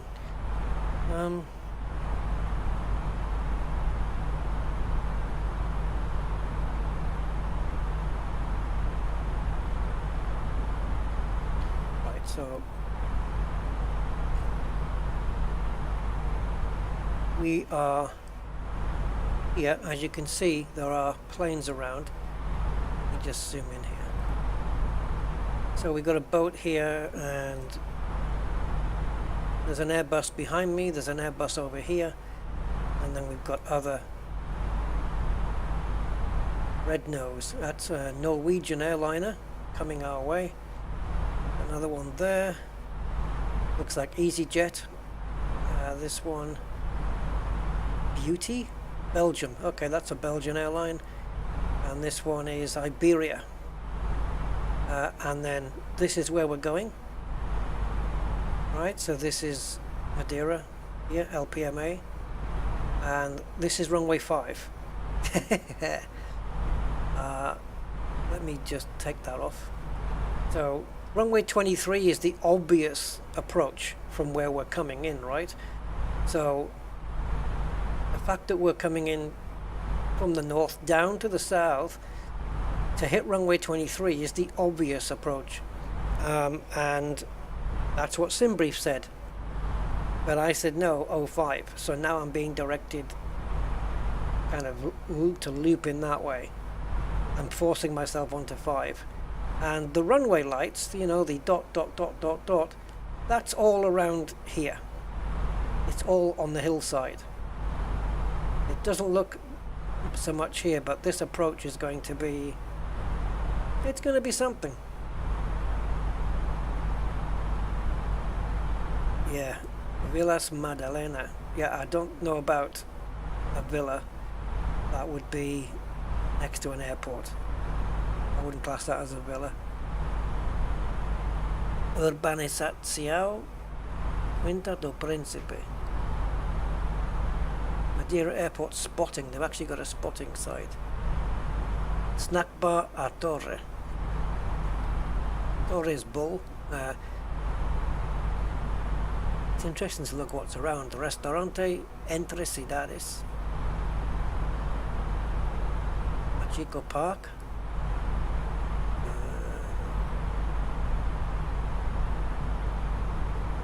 What's the river?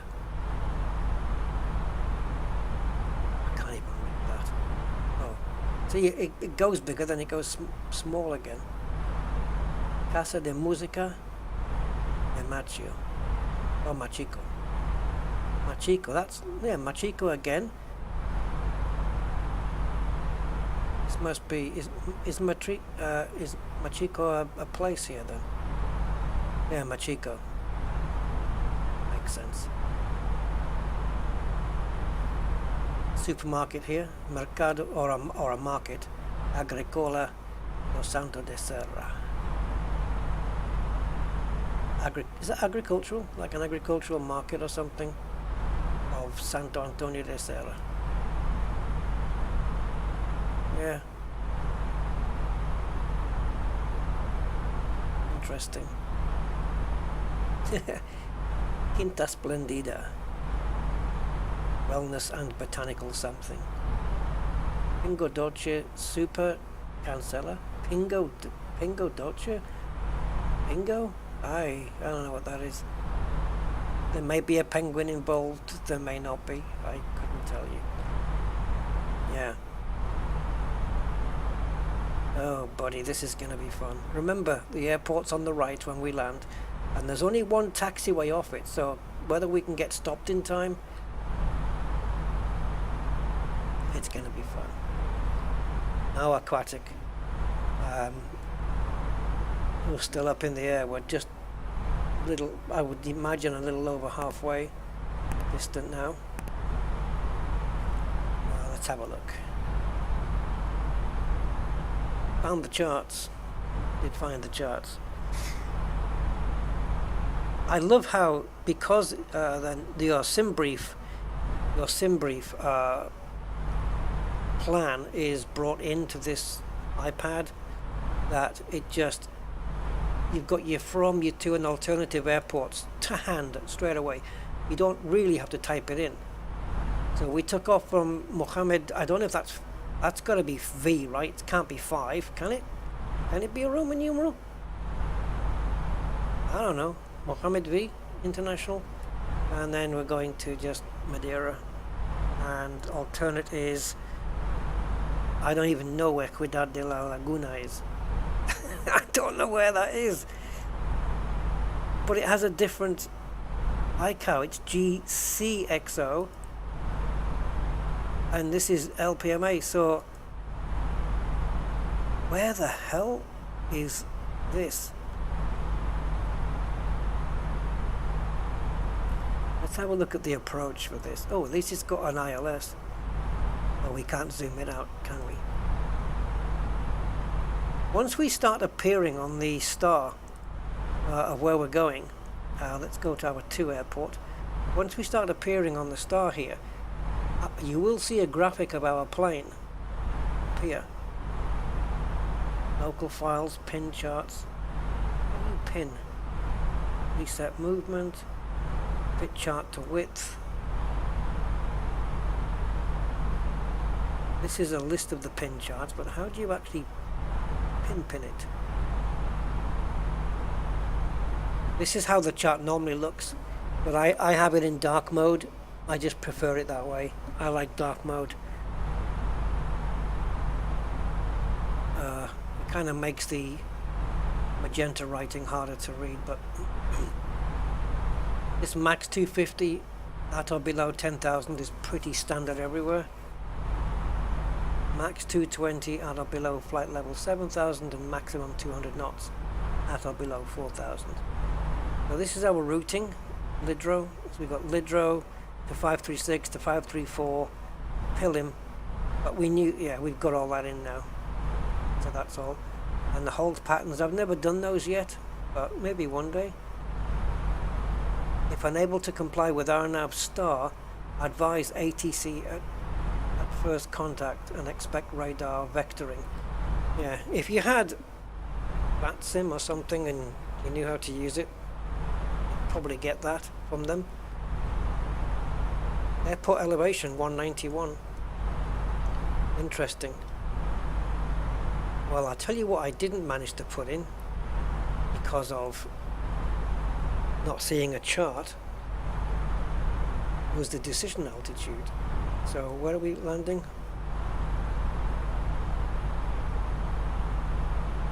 So the runway is 146 and the decision altitude for RNAV, let's just,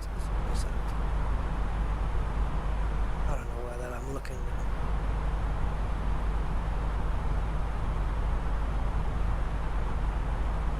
can see it. I'm just looking for buttons. Right, so we have RNP. So straight in landing, is that what it's going to be? Standard and state, required until mass 552. I'm going to go with this one. Decision altitude. Why have we got ABCD? Is this? I don't know why there's differences. But the runway is 146.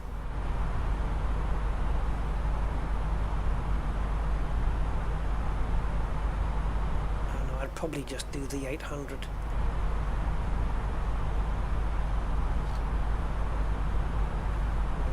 Oh! Enter destination data. Right, getting to it.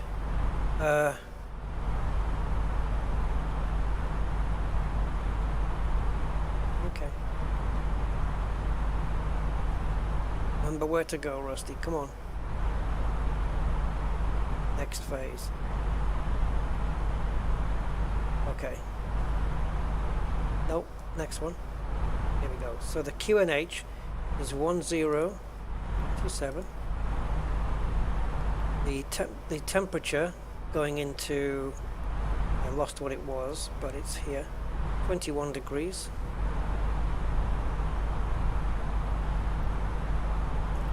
The mag and the wind is 150 over 4 knots. So magnetic north 150 over 4. Transition altitude is 4,000, not 6. Apparently, I'll double check it, but I think it's 4. And the baro is, I'm not buying into this one, but okay, 800. This is your barometric. But 800 though, when the runway is only 146, that means you have to abort the landing at quite an early stage, if you are going to abort. So, slats at 182, flaps 141. This is full flaps, right? I would imagine. Landing config full. Okay, good. Data has been entered. Happy? Right, transition altitude coming in. Where are we? Good. Transition altitude coming in. Gonna double check that. So it should say it up here, but I'm pretty, well, I'm not going to say I'm sure it's 4,000, but oh, it's 5. Okay, so I got bad information when I looked before. Our transition altitude is 5,000. Cool. Done. And as for the frequency, well, there isn't one. Oh, fun. Joy of joys. So this is our star, right? Oh, it's our approach. Zoom out. Zoom out, zoom out. I can't see. Right, here we go. Yeah, so you notice, 049 is our inbound course. Awesome. You notice how there's no ILS frequency here? Nope. Nothing. So, this is us coming in, stretching out and curving round, which is exactly what we should have up here. And we do, because we checked it. It's more or less, isn't it? There's probably it looks like there's maybe a point that should exist here, like this is 26 and 22. Maybe there's an MA 524 that sits out here. Because it's just nautical miles, really. I don't know. Should I try one? Can I just make one up? If it doesn't exist, it won't put it in anyway. MA 524. No, you see? It's saying, I don't know what you're talking about, you better tell me all the information. Okay. Right. Let's keep an eye on our top of descent. What we can do now is I'll just program this thing to get down to 3,000.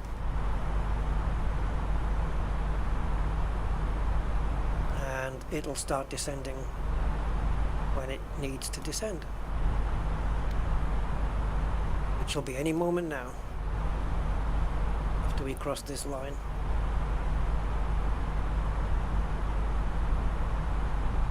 There she goes, already starting.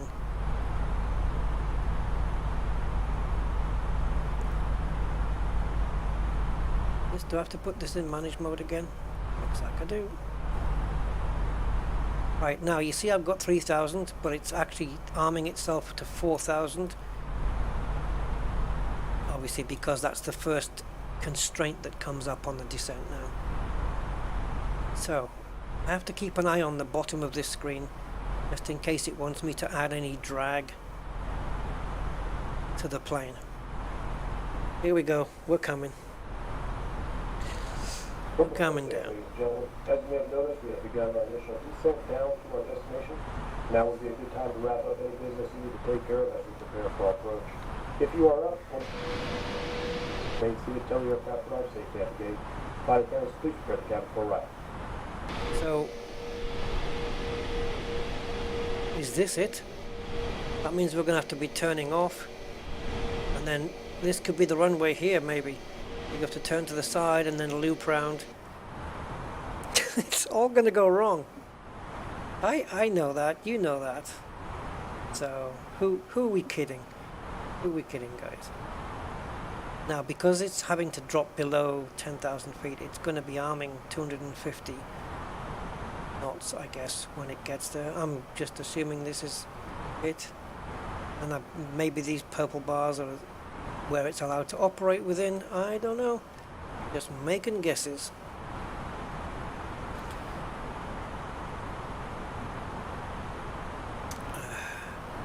Yeah, never seen any terrain on here. I just know it works, but I don't know. Don't see anything. There's nothing to see, to be fair.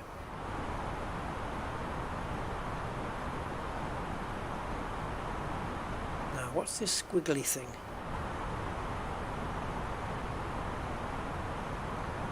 So Lidro is the next waypoint, 22 miles from that.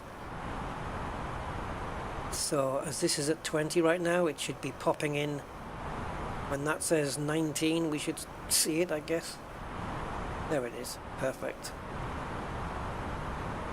I'm going to pop that back out to 40, I think, for now.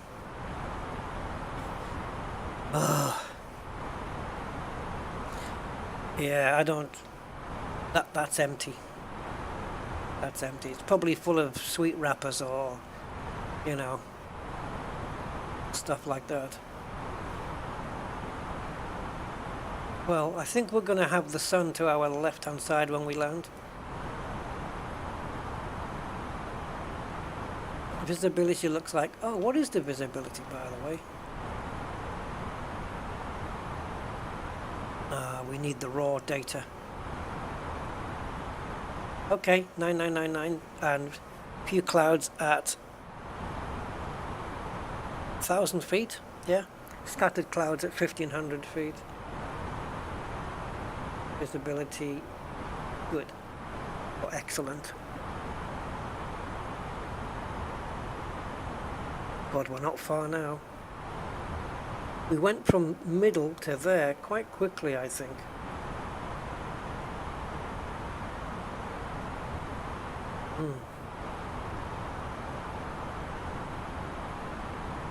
So this is our, you know, aborted landing route that we would take, and then probably establishing a holding pattern right here. You can just see the holding pattern there.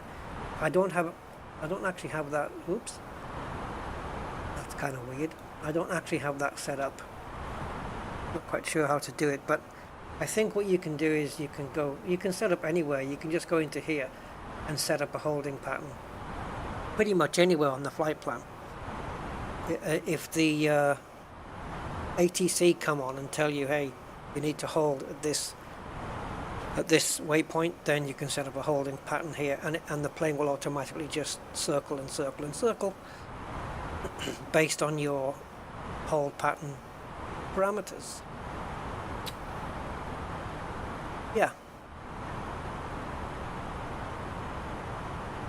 Don't shoot the messenger. Just saying what I've been told. It's too quiet. Not much to see out that one. We can just about see Madiera if we poke our neck. Or maybe not. Not quite. Not quite.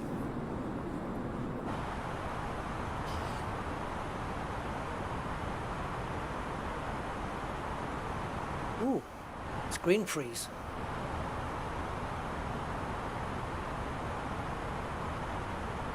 And we're back. Must have been loading some scenery, maybe.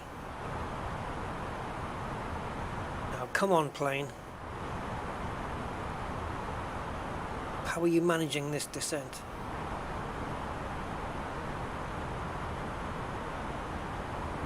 $39 plus 12, let's call it 49. Yeah, it's got 50 nautical miles to get down to 40,000. 4,000. It needs to be at 4,000 by MA 534, right? Let's see what it's currently got its plan on. Yeah, it's not going to make it. See, the blue arrow is where it's going to hit 4,000. We need it to be here. But what I'm going to do is I'm going to add a little bit of drag. Got the speed brakes on now, so you should see that in, there we go, on the flaps on the wings. So what I want to do is just bring that arrow down to there. So we're literally just trying to slow the plane down.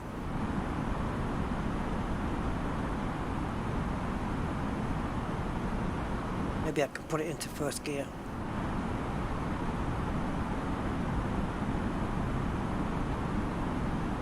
I mean, it didn't ask me to add drag, but... Oh, wait a minute, though. We're good. Sorry, I'm getting confused here. This is the point where it's going to hit the 3,000, not the 4,000. So, yeah, we're good. We're fine. Sorry. I'm getting confused because it's armed 4,000 here, and it looks like... Maybe it is right. Shouldn't it be showing me an arrow to when it's going to hit this point? So if I put this up to 4, oh, look at that, bang on the money. The descent rate is perfect. Cool. Cool, we're good. The plane knows what it's doing. Leave it alone, Rusty. And when we get approaching the 3,000, I'm going to drag it down to some of these lower numbers here. I'll keep it on autopilot for the final turn, and then I'll take over and mess everything up.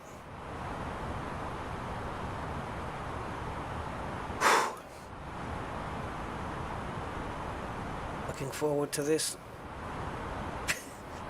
Actually, I am in a way, because it's like, if I pull this off, it's going to be really kind of cool.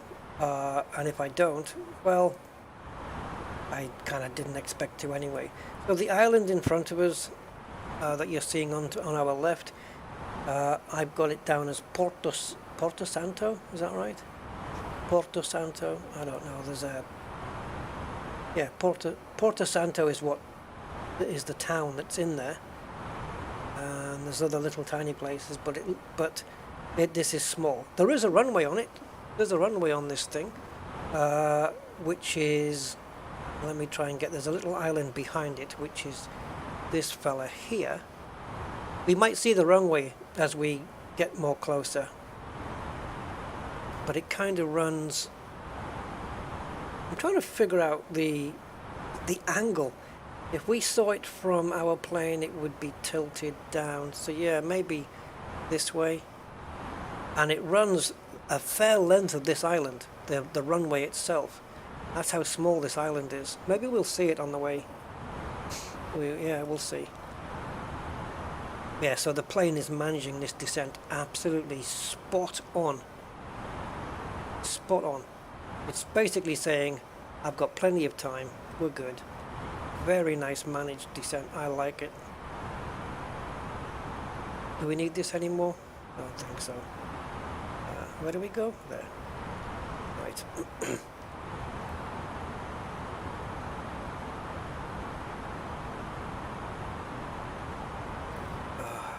This fly-by-wire plane's so much less stressful.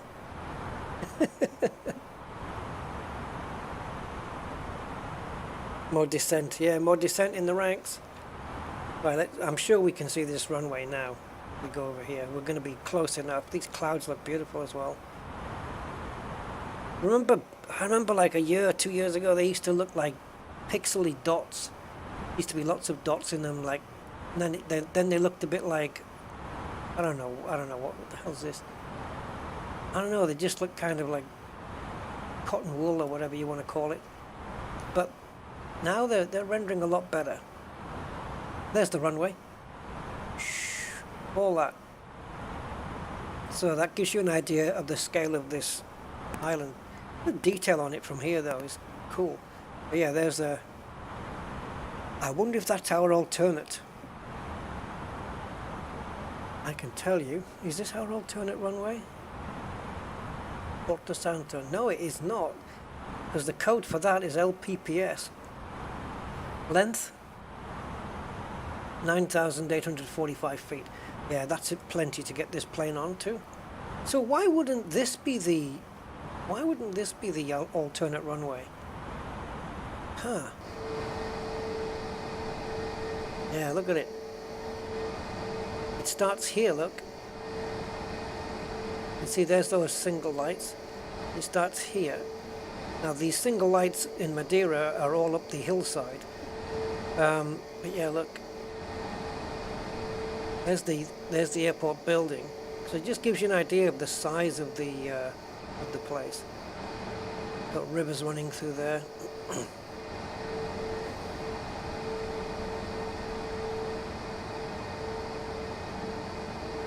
The detail in this is just friggin' crazy. Yeah, the achievement that they've done to do this flight sim in this kind of detail is incredible. There's no two ways about it. It's what a hell of an achievement it has been. And I can take you to some places in this world. Like there's a... Where is it now? I don't know if it's in Mauritius or somewhere, or it's one of those nice tropical places. And there is a sinkhole in the water. It's a perfectly circular sinkhole. And it must be there in... Shoot, I think I've just...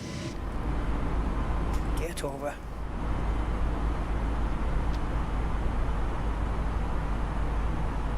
I messed that up.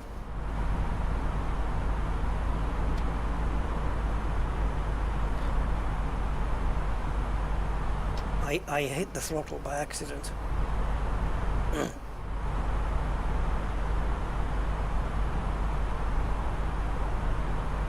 Have I messed this up now? Yeah, my arm hit the throttle. That's not cool.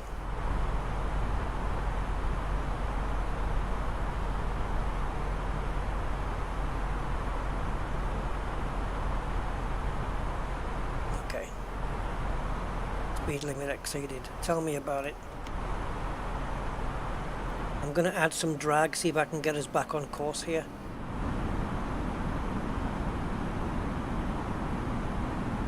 And I'm going to tell it to descend a little bit quicker. I'm really not happy with this.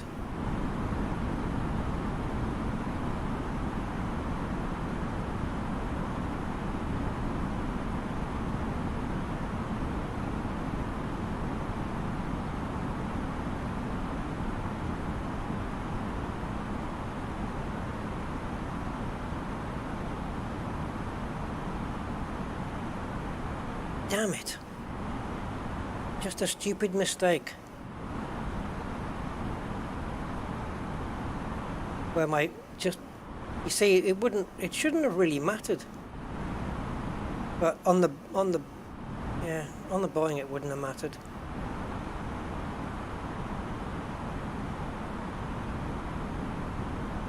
Traffic. Traffic.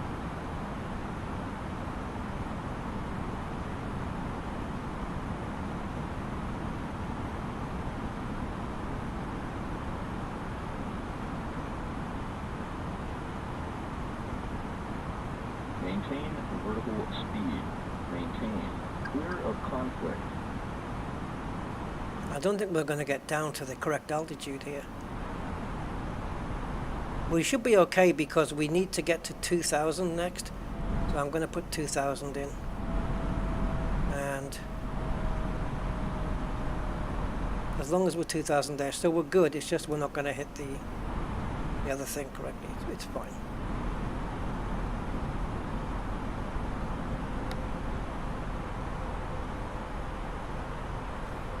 We should be on track because it's a hell of a distance from here.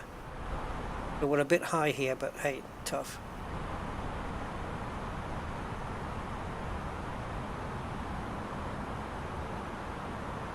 We should be able to hit.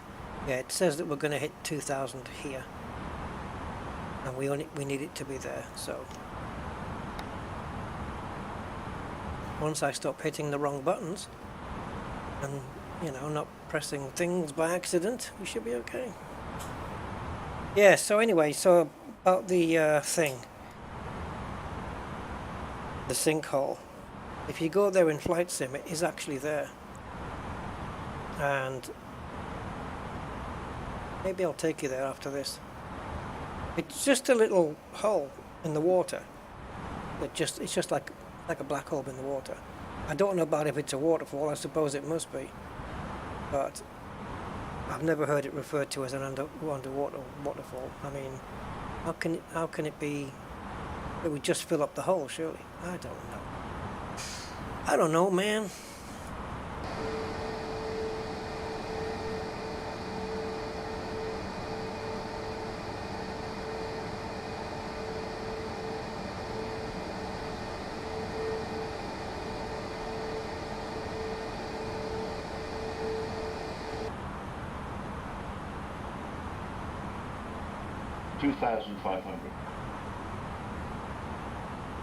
Wow, we made that easy, didn't we?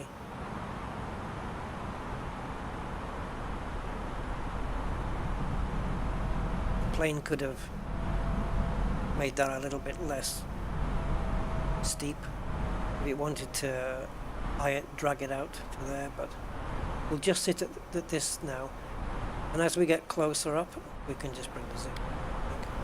As we get closer to here, I'll start bringing the altitude down to around, I'll do 900 here because it says 890 or above, so I'll do 900. I could actually feed that in right now.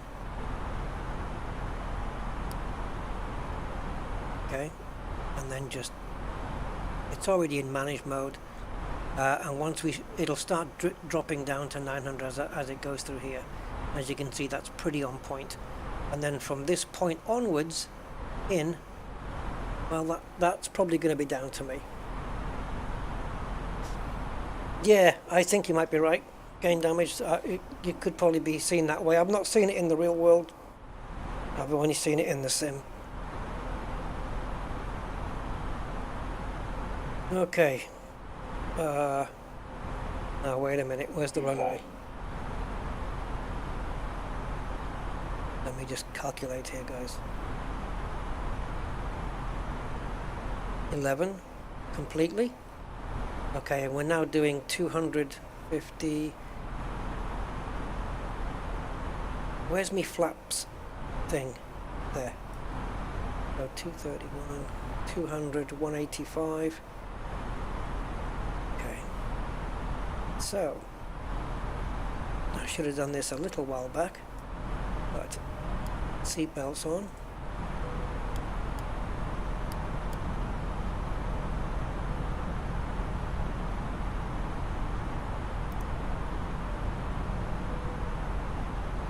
Spoilers armed. I'm waiting to do the flappy bits. I'm probably going to go flaps 1. We're supposed to be doing 160 knots now, so why aren't you... Oh, what's happened here? Jesus. We're going way too fast. Yep, I figured that was going to happen. I'm going to drop off some speed now. Yeah, it must have, when we overspeeded, it must have come out of auto speed thing. So that's going to hinder us. So we can go flaps 1 now. Flaps 2 will engage under 200. This is going to be tricky. It doesn't, if I've done procedurally everything right and I still mess it up, that's down to me. But when this kind of stuff happens, but by my arm knocking the throttle, and it effectively spoils the game, so to speak, I'm not okay with that.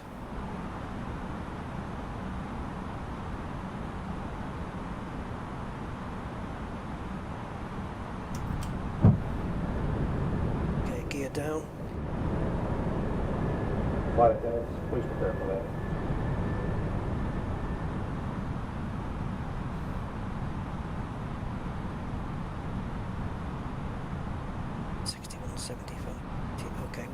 Okay, we're fine on the flaps now.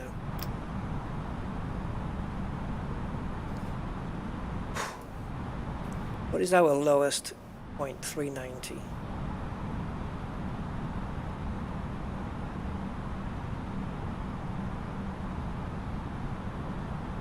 Right, it knows it has to maintain that. 1,000. What's our flaps set to 2, right? No, we're on full flaps. Okay. 100 above. Brakes on. Minimum. Shh. Shush. Says we're a bit low, but fine. Flaps full. 500. And I have the plane.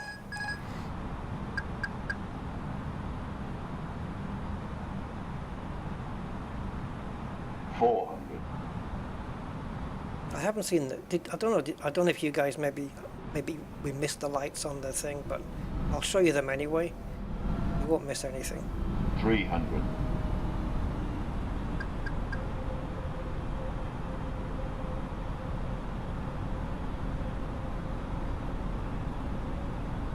$58, 50, 40, 30, 20. Retard.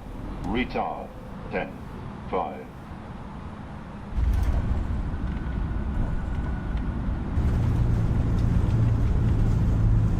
First thrusters on.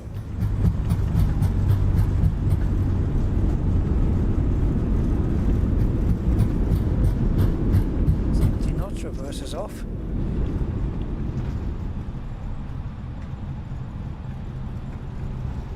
Oh yeah.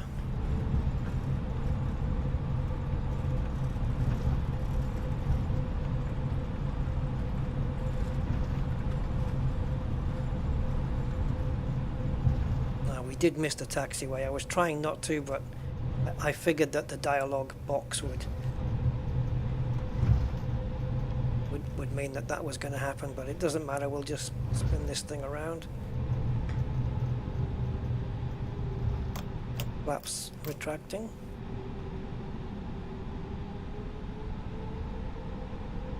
Also get the speed brakes off.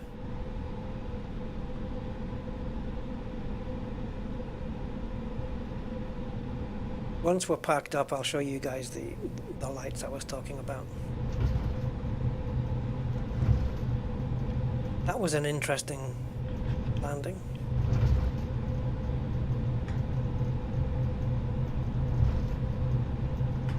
Did I just miss the thing? I'm just going to... Oh, it's there. It's got me. Me up, look.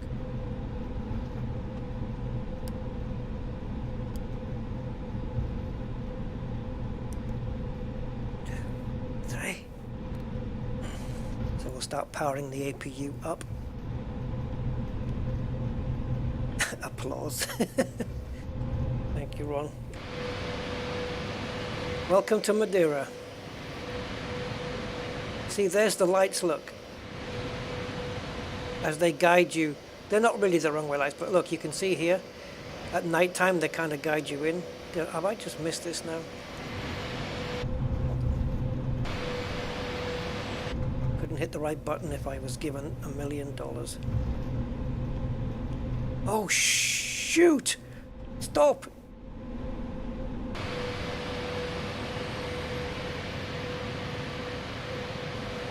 Okay.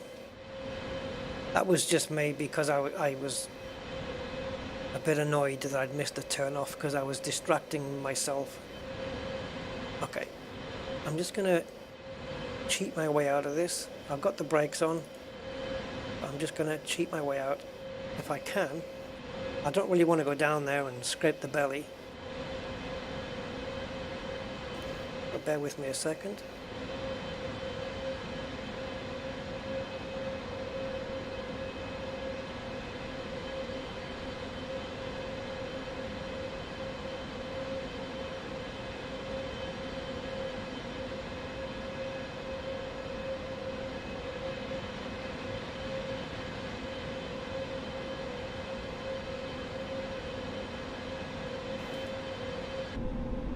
Let's get some semblance of reality back here. Really? You want me to go that way? Are you sure? Not sure about that.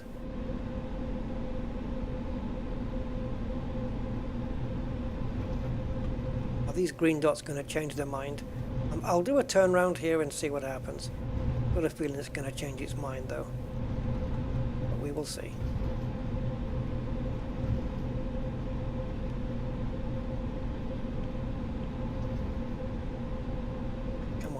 Turn. Yeah, I figured you might.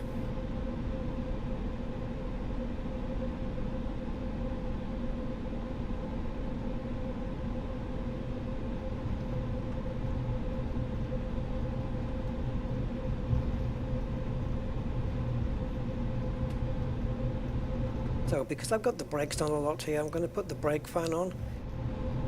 And we have a nice bump to go down now. Lovely. That can't be legal, but shh.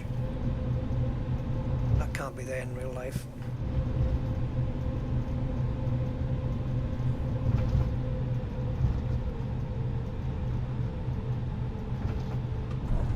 Oh, she's a bumpy little bugger. You can see my parking spot.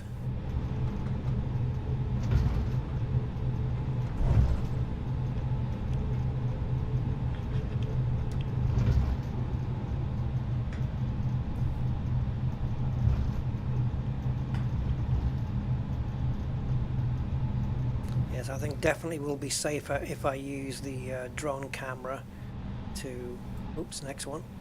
If I use the drone camera to show you the lights. It's basically, I would imagine that they're there so that at night time you don't accidentally crash into, you know, terrain, rain. Pull up, pull up.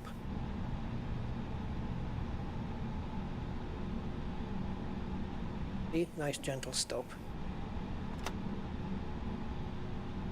Okay, APU is on so we can get the engines off straight away. Welcome to go.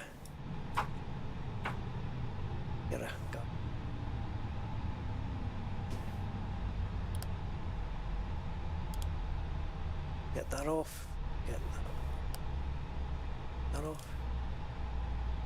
Beacon light can go off now. The engines, seatbelt lights can go off. I'm going to leave the no smoking on. I don't want people lighting up on the way out of the plane.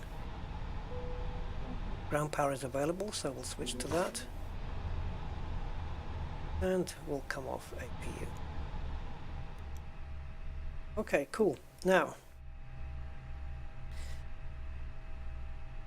there seems to be no jetway here, which is fine.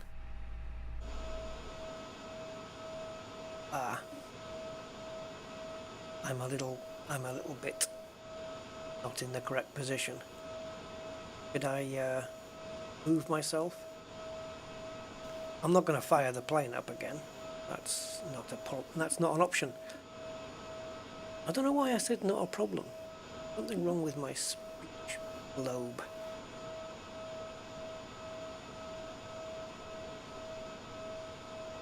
Okay. So we need to be on that second. Yeah, more or less. Can we go back shorter? Can we go forward shorter? There you go. That's where we should be. Right.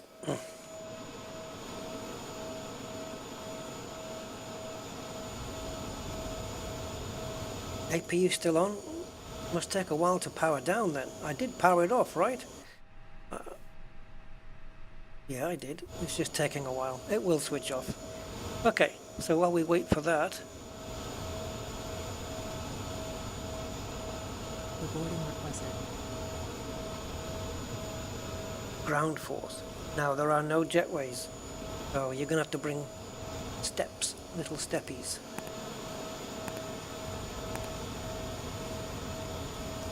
That APU takes a while to power down, eh? Or is it just me? I don't know. Oh, has it gone off? Oh. Now, are the doors going to open? Or do I have to do it? Oh, she's down. Is she? I don't know, it's too many sounds. I don't know which one's APU. I don't think it's to do with the bleed. Passenger's bus is coming.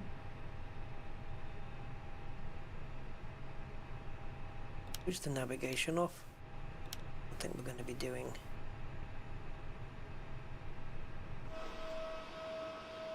It looks like I'm going to have to get the doors open. Or do the doors open when the bus arrives? If it wants me to open the doors, it'll ask me. There's a Portuguese airline over there. EasyJet. I wonder if that's the one that we were tracking up in the air before. British Airways right at the end. Okay, so bags are coming off. But here's the bus. Here's the bus. The GSX doesn't really work 100% with the fly-by-wire. It doesn't open the rear panel, for example. On the Phoenix, it works fine. It's not going to open the rear door, I don't think. The boarding started. We're going to need two buses. We've got 114 passengers. I'm going to open the rear door. Oh, I think that's actually done here, right? Now then, which one is... Oh, you can't. There's door aft, but... Yeah, that's not this one. Okay. That's going to take a while. 114 passengers coming out of one door. The bus will fit 90 people. We've got 114, so another bus is going to have to come. And now we've got this gorgeous sunset. What a nice shot this is. Make your way over to the bus, please, everybody. Little screenshot there. You missed the landing? I nailed it, aquatic. Pretty much. Yeah, pretty much nailed it. We're just getting everyone off now. You see, people are coming out the back, which is cool, but, you know, unlike the Phoenix and the PMDG, to be fair, you don't have control over every single door here. These two back doors are not opening. This cargo hatch at the back is not opening. So, you know, it is what it is. So, yeah, we just got everybody now piling in to the bus, and 90 people, and then we've got like 24 people who are going to have to wait for the second bus.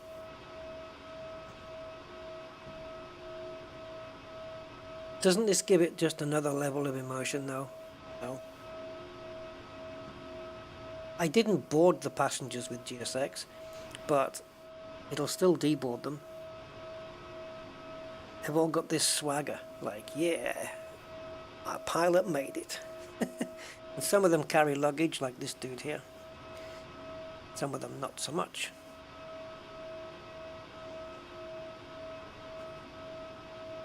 The sound of And the sound effects of everything as well. All the machines, like when they move away and you hear like this zzz, zzz, you know, all that stuff. And these are actually getting filled up properly. Once he fills that up, then this guy will drive forward so he can fill up the next one. Yep, starting in Morocco, ending up in Madeira. How cool. What a cool flight. They've all got that swagger. Arms out, you know, just been to the gym for the last 3 weeks. Yeah. Gotta put my arms out to show it. There's the pilots on board, look.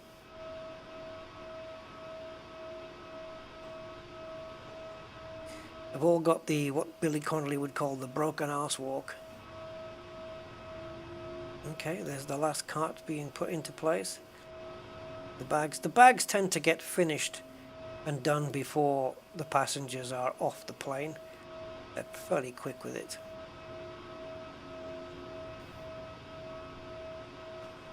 And if we want to refuel for a trip back, we can.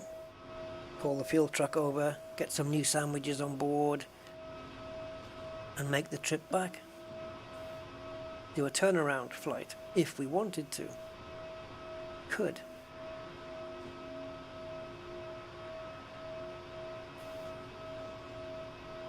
This is so good. You got one guy just doing the whole thing on the front, one guy on the back.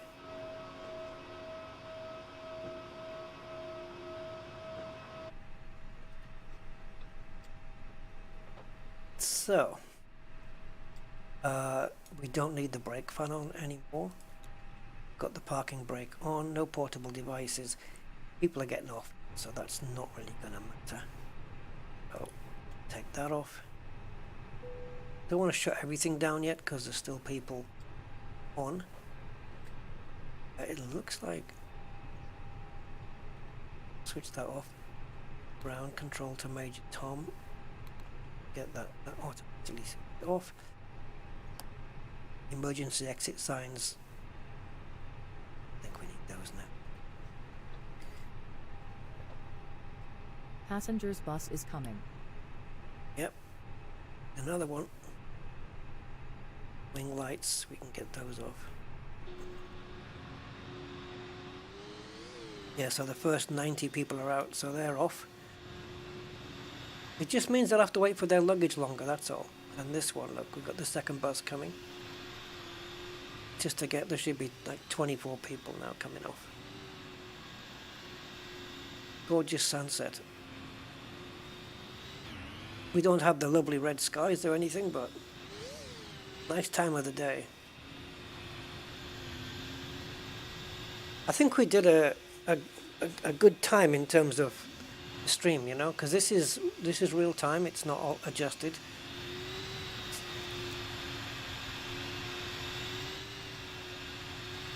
These buses are futuristic looking. Right, the rest of you people, off my plane. Well, that Portugal flight's on its way out. That's a big one. That's a longer one than mine. That's what he said. Oh, is it coming in? Oh, okay.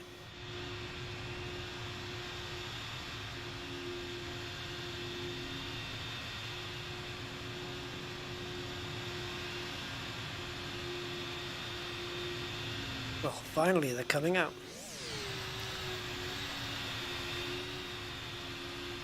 Well, the other Portuguese plane, is it? Oh no, it's still there. Still there. So I think if you visit flightradar24.com, which shows you real flights, you should see this Portugal or is it TP or TIP? Portuguese, or TAP. It's TAP. Sorry. Yeah, you should see this plane here in reality. In the real world.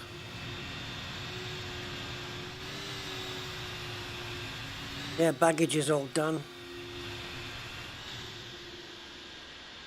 It's amazing how quick they unload it, eh? When you get into the airport, it doesn't take long for your bags to arrive, really, right? so much of a...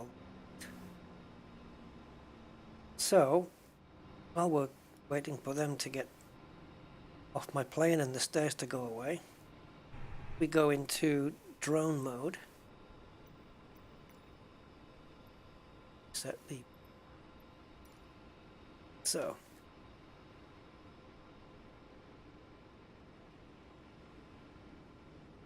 should pretty clearly we just come here. So these aren't the, like, these are your actual, like, there's the lights that you get there coming in. But see here, look at these. Keyboard crew. I'll leave the crew on board. Right, so you've got these which all go up the side of the road, side of the hill. God, can you imagine living near this every night? Yeah, strictly for the pilots, I guess, to guide themselves around so they can track into the runway, right? Because the plane's going to be pretty low at this point, because it has to hit that runway. So this is the lights to say, hey, don't hit us, please. You know.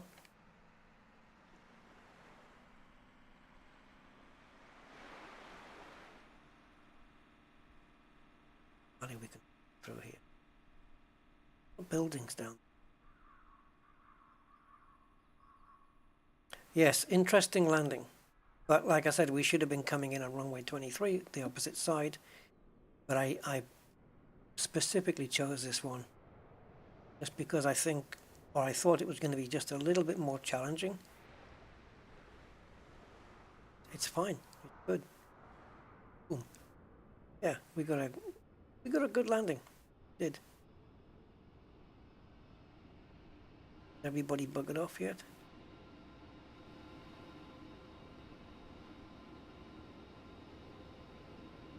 The stairs, I think, should go away on their own, right? Bus is gone. I think it will. Now he's to go. I recognize that livery. Is it that Wizz Air or something? Hey, it is. Cool. I'm getting good at this recognition stuff. Yeah. The fact that I selected none of the crew to go off, is that why the stairs are still here? I don't know. Anyway. This is the only... I mean, they twist round quite quickly. Not quite reality. So... we still get a D-board option. Because the crew and the captain, they don't go off in the buses. They get little special carts.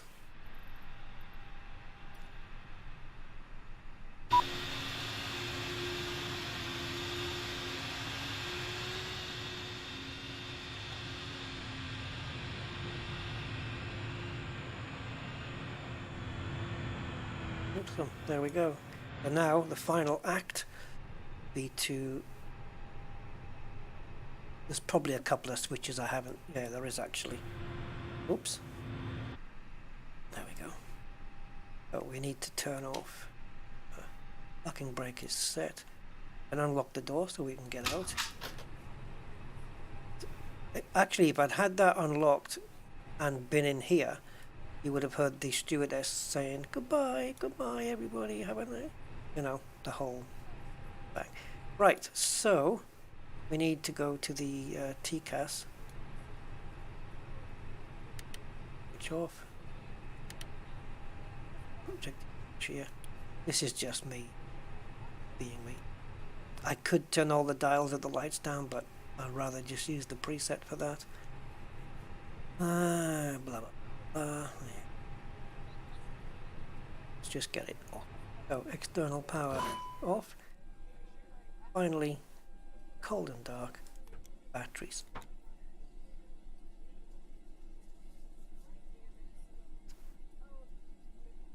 assuming that's running on residual power. There you go. She's down. There you go. I should have recorded it, shouldn't I? The landing, so we could have played it back. Why didn't I do that? Damn.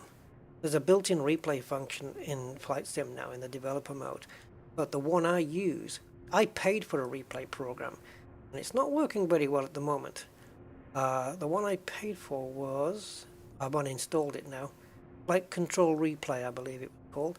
Yep, I've uninstalled it. Now I'm using a freeware one called Sky Dolly, and it's great. I don't have any issues with it. When I ask it to replay the landing, like it just does it.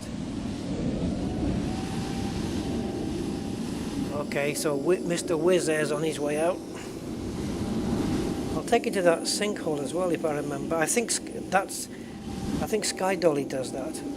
So we'll go and have a look at this sinkhole if you want. I want to see this guy.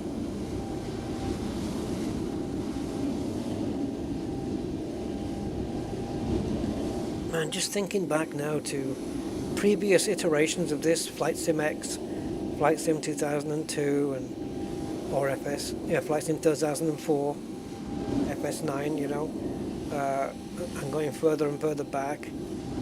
To look at this today, to see the Flight Sim today, there's nothing out there that matches this as an overall package. There's no Flight Sim out there that matches this as a package. X-Plane doesn't. X-Plane is superior, I think, in some ways, like maybe the handling, the plane, the physics handling of the plane. It's probably got superiority there. I don't know. I think it does, from what I've heard. But MSFS isn't bad in any way.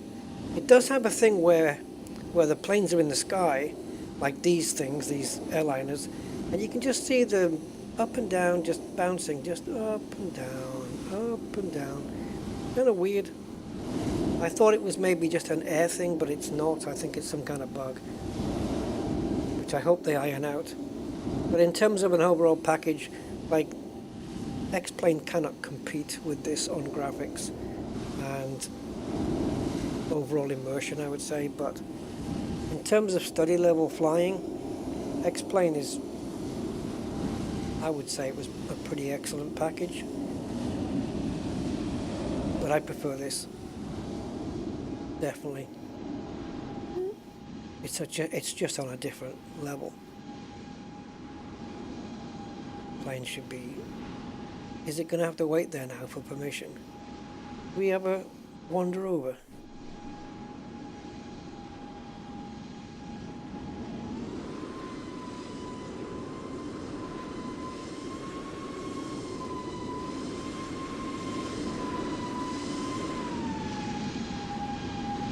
Oh, is he? Come on. Those throttles are sounding a little bit weird.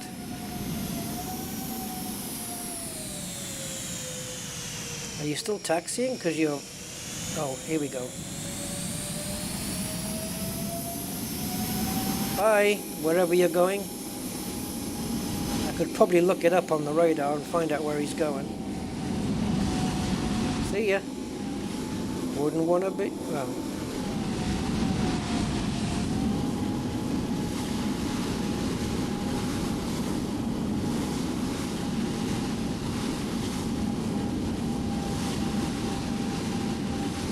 Positive right, gear up, gear up,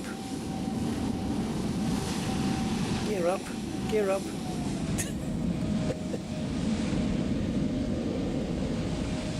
I wonder if little nav map would tell me where he's off to. Right, the sinkhole.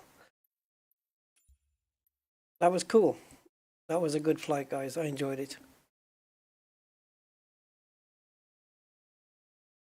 Now, Sky Dolly, which is the replay program, is the one that takes you to all of these cool places by teleporting you there or just warping you there.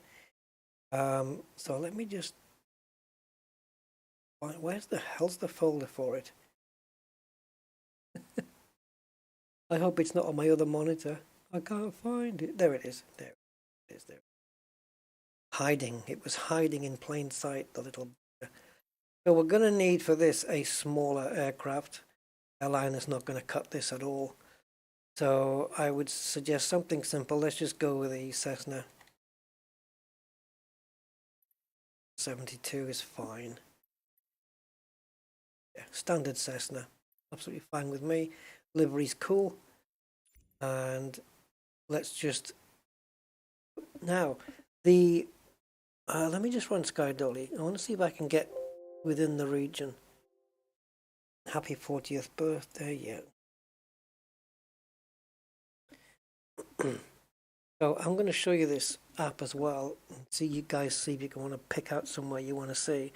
If I go to location, come down to...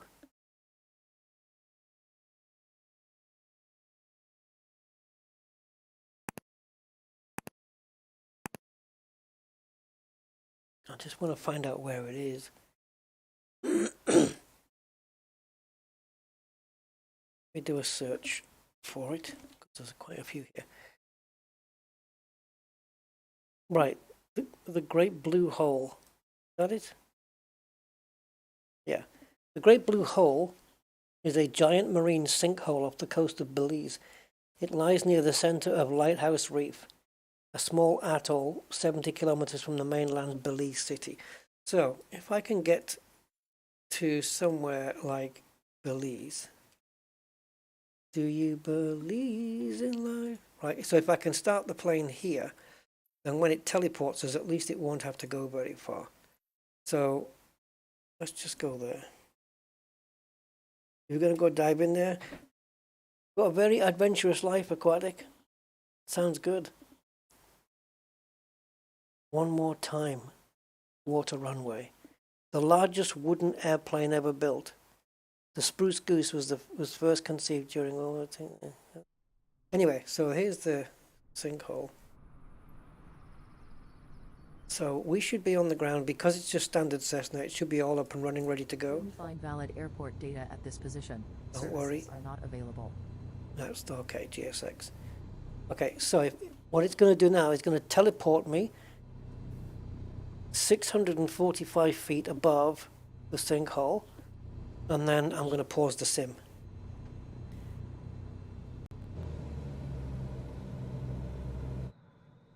Okay, should be underneath. There it is. Can you tell where it is yet? So yeah, it's right out here. It's somewhere off Belize. I'm not quite sure how far. And I've got a bug here with this VFR map in that I can't. It might not be a bug. I've said a bug. It might not be. It might just be a mapping on my keys.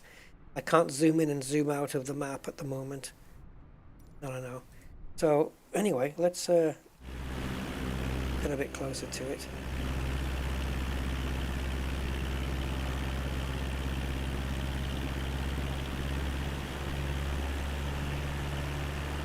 Yeah, so you just check this out, man. Look at that.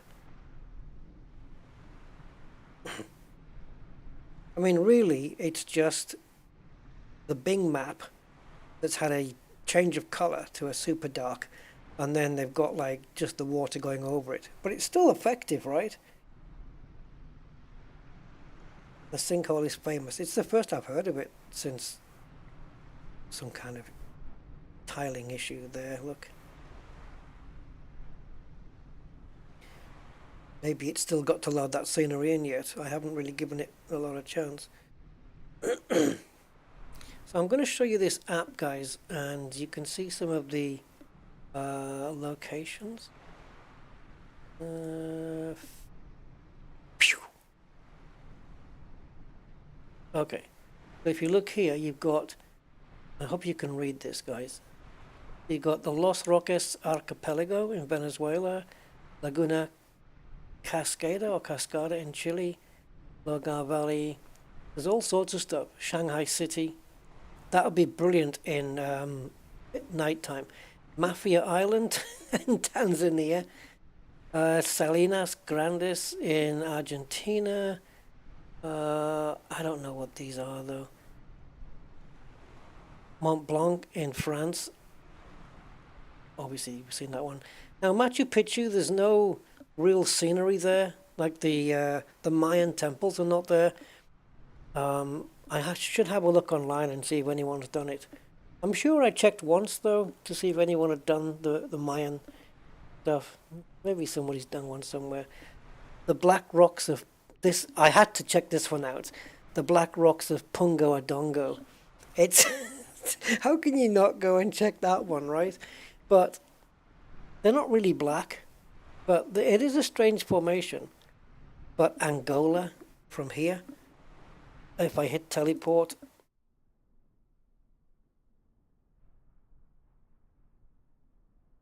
well, it's taken me halfway around the world. Let's just see if we can switch this out to daytime. Okay, there we go. Brilliant, look at that. Obviously, because of the teleportation, we have to probably wait a little while for the textures to load in and stuff, the scenery. But look at this already, isn't it gorgeous? Look at this scenery. And these are the black rocks of Pungo Adongo, dramatic rock formations springing up from the flat savanna of southern Angola. See, I would never think about, oh, let's fly from Angola today. It would never cross my mind. And then you just miss this stuff. These impressive desert monoliths were associated with tribal legend for the indigenous people of the region. While not appearing black in the sim, these rock formations are still impressive, especially given the remarkable contrast to the flat desert surroundings. Now, another thing is, if you're flying randomly, yourself somewhere, and you happen to see a really cool place, or maybe it's a landmark, you can capture that in this Sky Dolly program, and then you can add it as a location. That like all of these locations I showed you. You can add your own just by capturing them. So if we go into the cockpit here, just have a look. Well, they are quite unique formations, and they kind of do stick out from the rest of the terrain around it, right? I mean, they really are super different from everything else. It's just right here. It's like the earth has just been pushed up from underneath and the rocks are broken. I don't know. It's unique, isn't it? It's just this amount and that's it.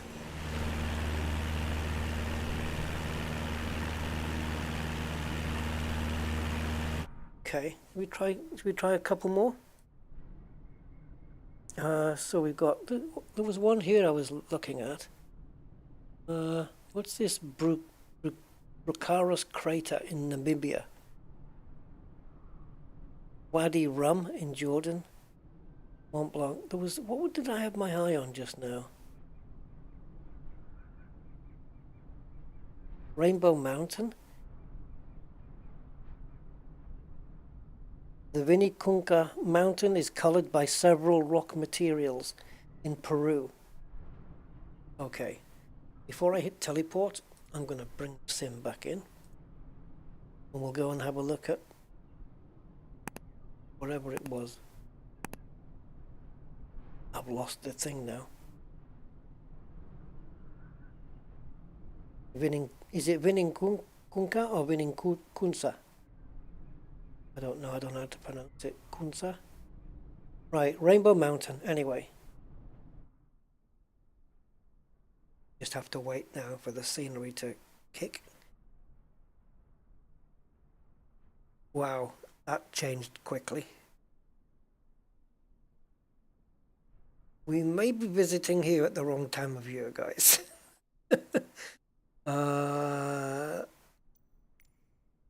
I don't know. Let's try knocking it back to around... Oh, maybe not, though.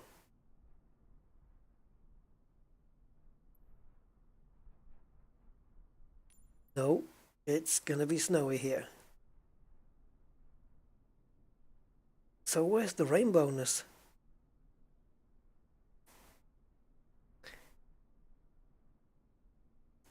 Let's try somewhere else. So the one I mentioned last time, the Brucaris crater in Namibia. Before we go there, it says Brucaris Mountain. I am not going to read what's in the brackets because don't think I could even pronounce it. Is a collapsed caldera in the Karas region, measuring 1,590 meters at its peak. On the eastern edge of the crater, Bukaros is located about 15 kilometers northeast of the primarily Nama town of Beersheba, and 100 kilometers, northwest of Keetmanshoop. It is over 650 meters taller than the surrounding area, but the crater floor is 350 meters below the rim. And take me there. We're going to be 6,800 feet above the ground here. Oh, there it is. Just wait for the sim to... Yeah. Isn't it cool that you can go to these places? I like that this little function has been added into a replay tool. I hope they keep updating the list. Wow. I would never have seen this had it not been for this program. This is where a Bond villain would have his hideout. Oh, Mr. Bond.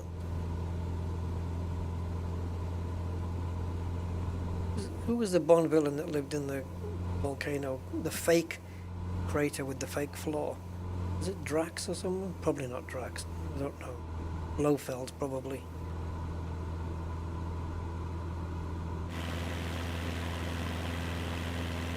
Got some decent detail to it, no doubt.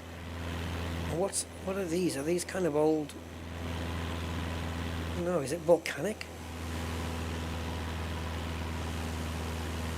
I've just realised how high we are above.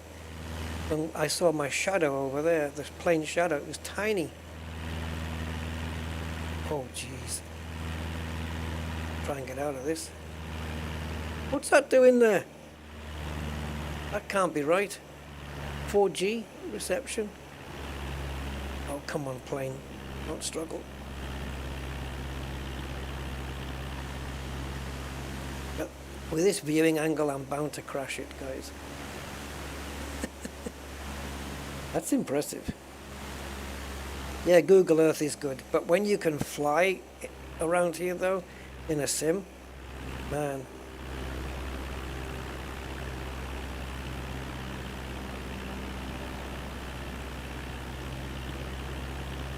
This is weird doing it from here, though. Oh, can you imagine doing this in real life, just pushing those engines forward and just coming down the side there like that? That Wilga plane, that bush plane, that would be awesome for around here, wouldn't it? Just for landing and having a picnic, get the guitar out. You guys saw that, right? I don't know, maybe you didn't. The Wilga plane, it's got the guitar you can play.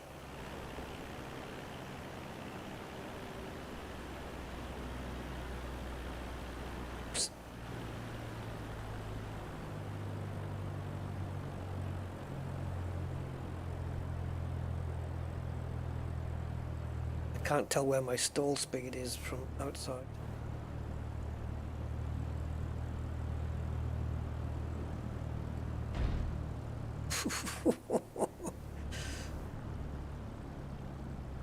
Okay.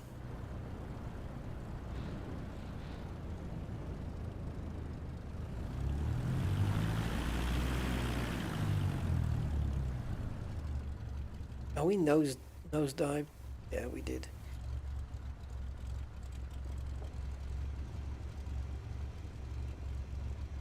Oh, you broke out your acoustic guitar. Cool, man. Ah, my engine's starting to overheat. Guys, up.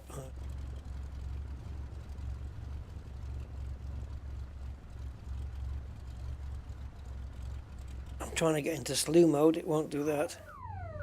Oh no, look at my propeller. Shh. shoot. Broken plane, guys. By the way, just in case you haven't sussed, this isn't the standard 172. I have an add-on that makes the plane a little bit more real.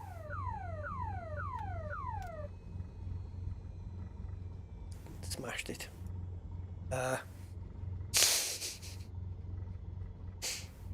To get a new one.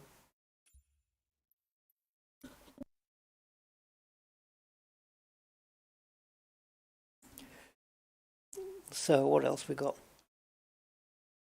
The Wakhan corridor in Afghanistan.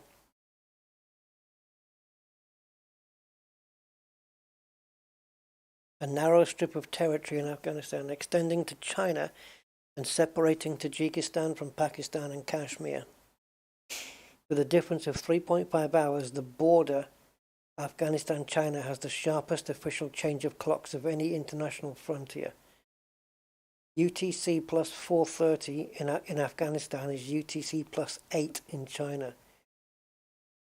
So a 3.5 hour difference just across a border.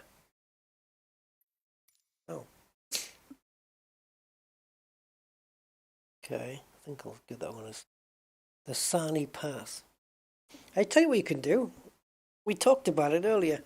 I could fly across the Santiago de Camino, right? Camino de Santiago. I could fly across there. I'm looking for Lagoa de Sete Cidades. Well, that's a lake. It's a twin lake on a volcano crater in Portugal. Okay.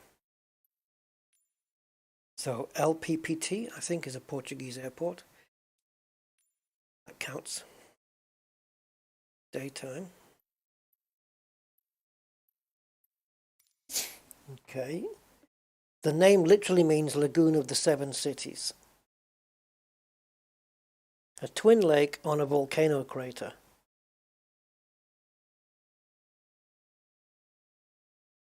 I'm interested. Take me. We've got giraffes, got helicopters, and we've got sunsets. We could recreate this. Oh, I'm yawny today, guys. Lovely sunsets this sim gets, though, eh? I've seen, honestly, some of the best visuals in this sim at dawn or sunset. And I remember one particular one, which might not seem an obvious thing, was flying over London or approaching London at sunset. It just looked incredible.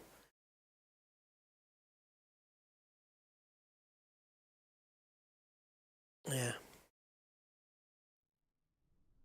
Okay, we may need to change the weather.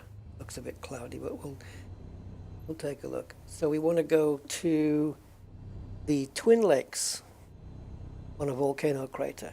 Teleporting in 3, 2, 1.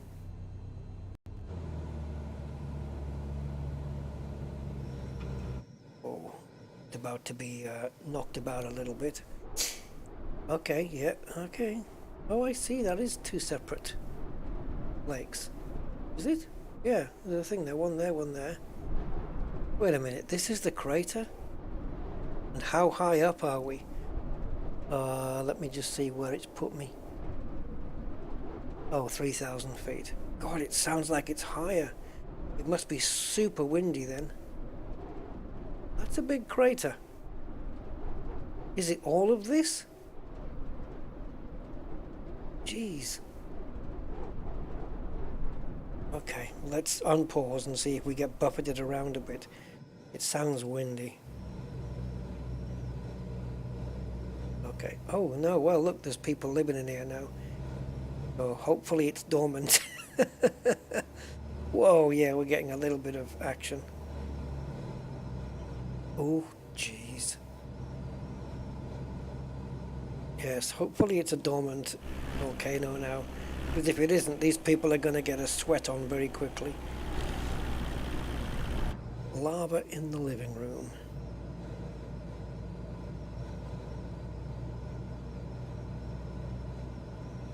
Okay, that's kind of cool. I don't think I'd want to live in a crater. What is that? Moreo Island. No, there's an observatory in Puerto Rico. Oh, this will be interesting. The Arecibo telescope was a 1,000-foot spherical reflector radio telescope built into a natural sinkhole in the Arecibo Observatory located near Arecibo, Puerto Rico. A cable-mount steerable receiver and several radar transmitters for emitting signals were mounted 492 feet above the dish. Completed in November 1963, the Arecibo telescope was the world's largest single aperture telescope for 53 years until it was surpassed in July 2018 by the 500-meter aperture spherical telescope in Guizhou, China. It unfortunately collapsed on December the 1st, 2020. Damn. Let's take a look.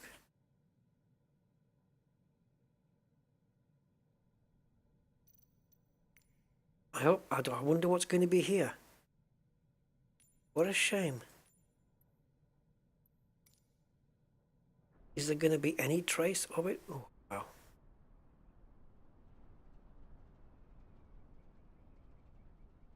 Yeah, there's nothing really here now, is there? But this is its location then? Or what it used to be? Wow, how green do you want this? Where are we again? Puerto Rico.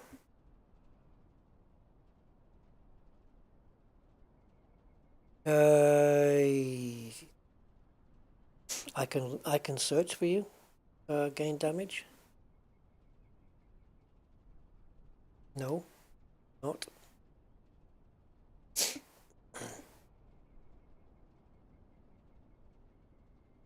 Icy Bay is a relatively young body of water in southeast of Alaska. It has formed in the last 100 years due to the rapid retreat of two glaciers. Mafia Island. Well, oh, Mafia Island forms the major part of the Mafia district in the Pwani region of Tanzania. Okay, let's have a look at something. Is that a volcano? What the hell is a stratovolcano? It's in Argentina, guys. We'll take a look. So this is Volcan or Volcan Lanin. Lanin is an ice-clad cone-shaped stratovolcano on the border of Argentina and Chile. It forms part of two national parks, Lanin in Argentina and Villarrica in Chile. It is a symbol of the Argentine province of Neuquén, being part of its flag and its anthem. Although the date of the last eruption is not known, it is estimated to have occurred within the last 10,000 years. Let's check out Volcan Lanin, the ice-clad cone-shaped stratovolcano, whatever the heck that is. Look at this thing. Time for the bandwidth.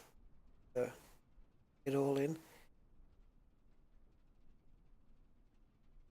I'm always imagining that volcanoes are going to have, you know, craters.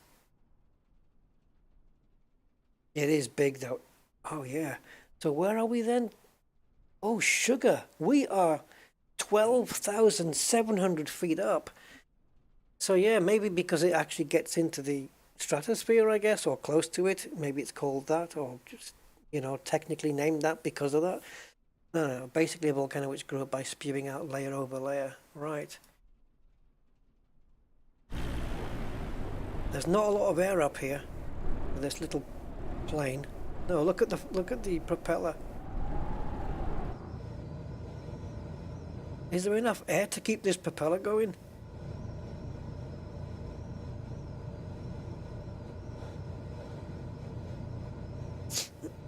What's my prop speed? Yeah, look, it's 9,000 revs on the prop. That's not a lot, guys. I mean, I'm at full power here. Oh, hello.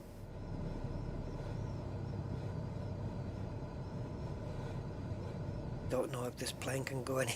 Is it even supposed to be up at this altitude? We're struggling at this altitude, though. I don't know. I've got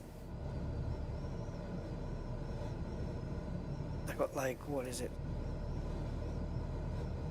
Yeah. I've got 1,000 RPM on the thing. If it drops any lower, we'll probably just fall out the sky.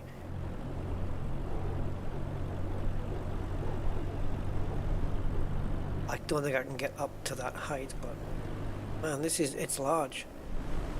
Like if you were flying from like over here and you didn't even know it was here, and you just came upon it, it would be, you'd notice it, wouldn't you? I mean, it's a biggie.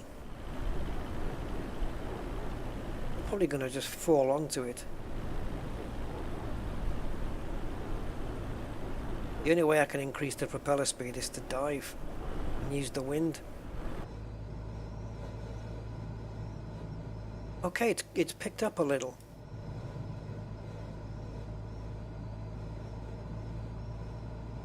Yeah, all the places that you get round here in the sim is crazy.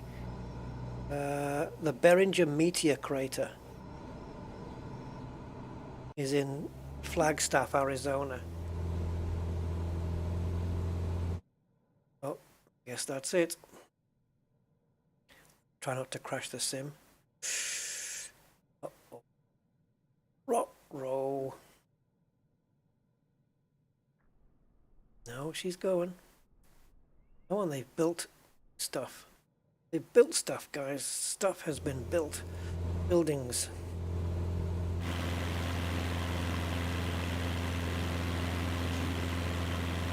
It's a meteorite impact crater. Let me just give you some info on it in case you're remotely interested. Right, the Beringer Meteor Crater is a meteorite impact crater about 37 miles or 60 kilometers east of Flagstaff, Arizona. The crater was created about 50,000 years ago during the Pleistocene. No. Pleistocene epoch, when a nickel-iron meteorite about 160 feet or 50 meters across collided with Earth. Months of documentaries. That's not a bad thing, gain damage. Yeah, it's 160 feet across. No, the meteorite, sorry, was 160 feet. Yeah. How wide the crater is, I don't know. It looks like it could be about a mile, doesn't it? Beringer crater. We've got a plane again going up there.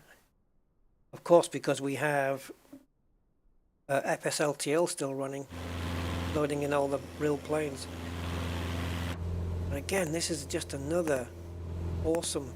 Like, this is, again, these kind of sites I'd want to be flying in the Wilga, that little Wilga plane. It's ideal for this. It's like the perfect plane for doing this kind of stuff.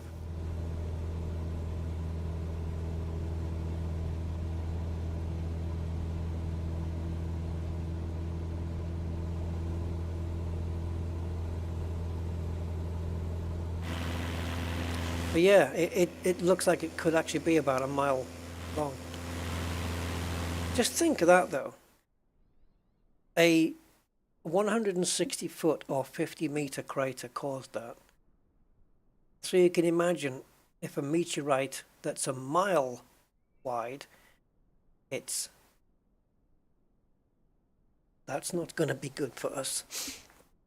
Because the amount of dust it'll send into the atmosphere and then block the sun out, and we get like an ice agey thing. the Horton impact crater in Canada. Is it bigger? Phew. Okay, little bit. The Horton impact crater is located in Devon Island. I'm probably going to mispronounce these. In Devon Island, Nunavut, in far northern Canada. It is about 23 kilometers in diameter and formed around 39 million years ago during the late Eocene. Want to see that one? 23 kilometers in diameter. Yeah, devastating. Would be. Right, it's nighttime here in Canadian Nandagla. So let's get some daylight onto the subject. Northern Canada. So yeah, this is already just gone midday. I think our daylight window is going to be very small, if indeed we have one. Oh dear. We don't give up. Move the month. Now we've got more daylight. So what did they say? 23 kilometers? I don't even know where to start looking. Where does it begin and end? Is it this where the water is? Is it this? What's this underneath me? What's all that? Look at this terrain. I've never seen anything like this before. Is it this? Let's just quickly nip into slew mode a second and push it forwards.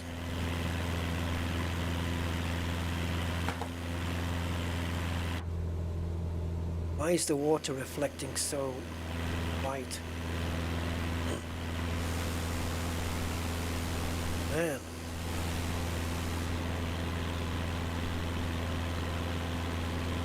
Is it an iced up lake or what? I don't know. It's icing as we go, I know that. But the textures are not like super sharp here.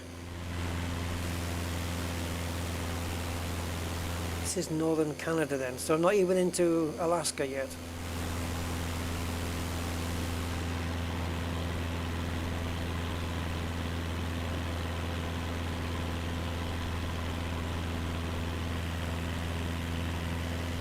Okay.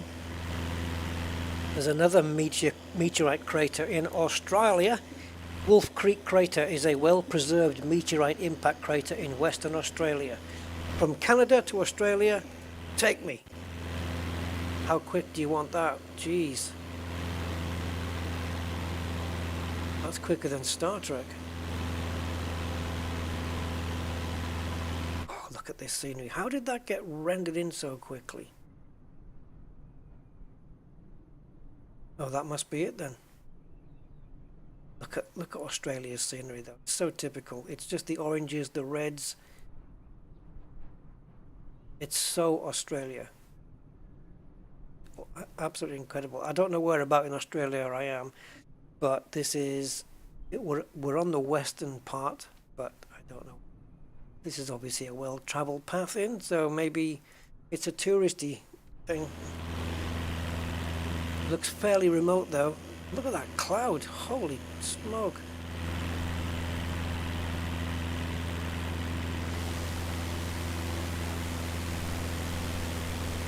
I don't know. That can't be snow, surely.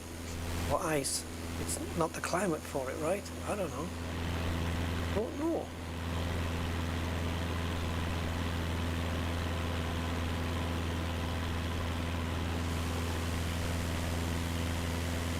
Get a really good shot of the crater there. Wolf Creek Crater. Meteorite impact.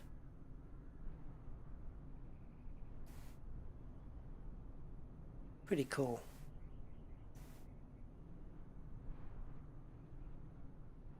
Right, anything that stands out? Because otherwise I'm going... Oh, there's another crater there.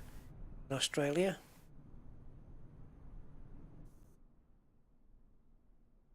Shoemaker. Formerly known as Teague Ring, is an impact structure. Wow. Holy crumbs, look at that. It's an impact structure.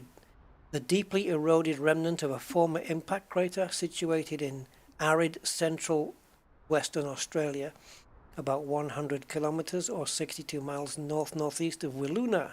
It is named in honor of planetary geologist Eugene Shoemaker. Wow. If it wasn't for the sky, I'd think I was on Jupiter. It's just weird. What a planet we live on. These are some quite amazing sights.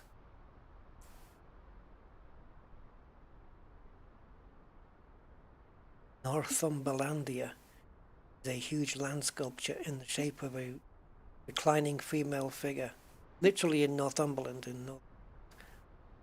which was completed in 2012. I don't think I've ever seen that before. I'll have a quick look at this thing here. It's this one more time thing. Come on.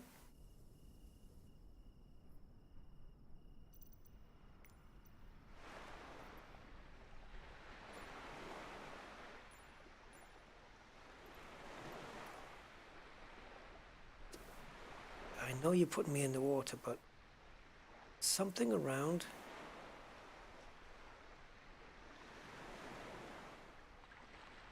Okay.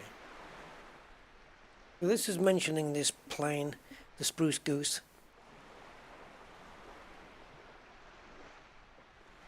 I thought there was going to be like a model of one or something. When it doesn't render the buildings in properly, it looks like Armageddon, doesn't it? Yeah, I was expecting to see maybe a model of the plane or something. Grand Canyon, well, we've all seen that. Bora Bora in French Polynesia. Remnants of an extinct volcano rising to 2 peaks. Yep, that's that one, Mount Bora Bora. Mount Ngauruhoe in New Zealand is a fairly active volcanic cone in New Zealand that first erupted 2,500 years ago. This is the Great Aletsch Glacier or Glacier, Switzerland. Take a look at this. There's Matterhorn as well. There's a few in Switzerland here. We've got this glacier, that we've got the Versaka Dam, Matterhorn. What's the Matterhorn? Right. So, where am I? Great Aletsch Glacier. I think it's still got a little bit of rendering to do. Hope.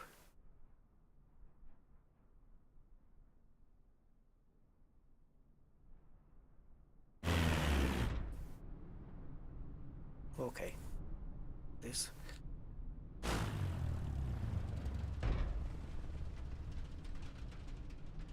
Why? Oh, right. Because it spawned me 14,500 feet up. And that's why we're now sliding down the side of a glacier. We're too high. There's not enough air. Oh, poor thing's crying. My plane's crying, guys.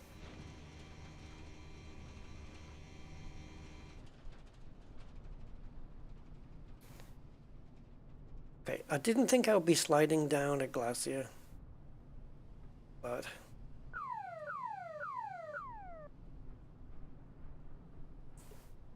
I think we're gonna need drone mode. Let's speed this up. Ah, I did figure out how to change the angle on this. Yes, it is true, I have forgotten. But that's the glacier there. And yeah, it's big. This is Switzerland, man.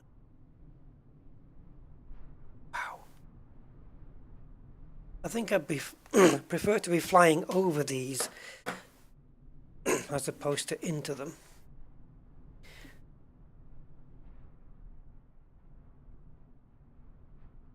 And the dam is here. I don't know whether it's going to fix our plane though.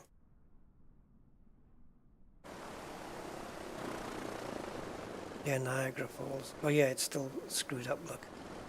My plane is... and my propeller's gone. Where is the dam? Is it there? Is that it? Dam. Or is it here? Is that it? That's the dam, isn't it? Yeah. See? Okay, emergency landing then.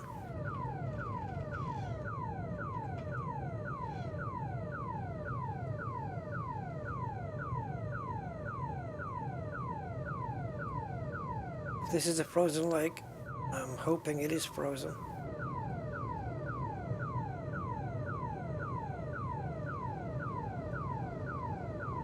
No point playing with the throttle then. Literally have an emergency landing. Because it's so white, guys, I have no idea how far I am from the ground. I've got no reference. The trees, perhaps.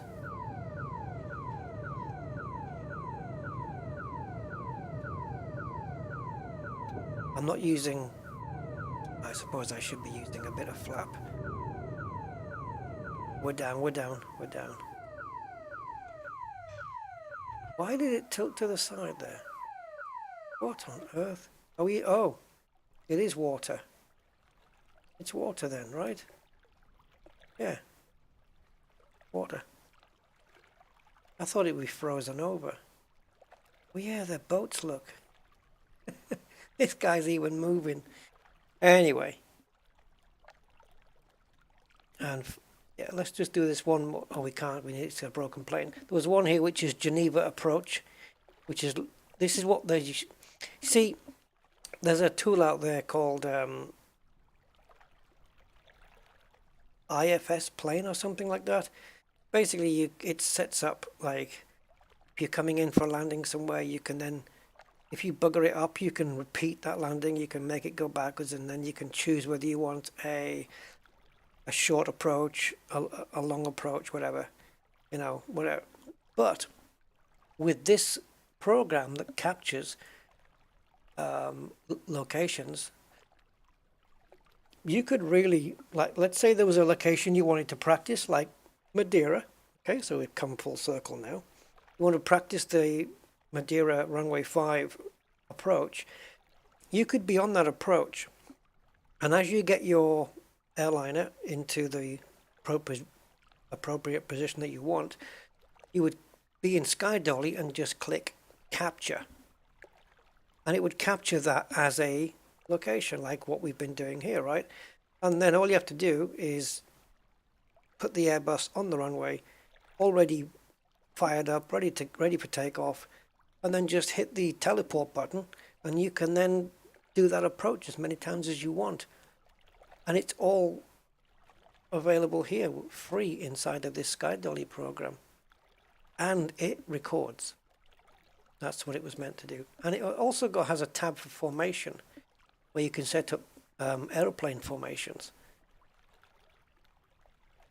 I don't know whether it adds AI planes into the sim or not. I have no idea. I've got one plane here. That's probably me. I had another one. Formation. Take control of recorded user aircraft. Fly with formation. Did we just fall off an oil rig?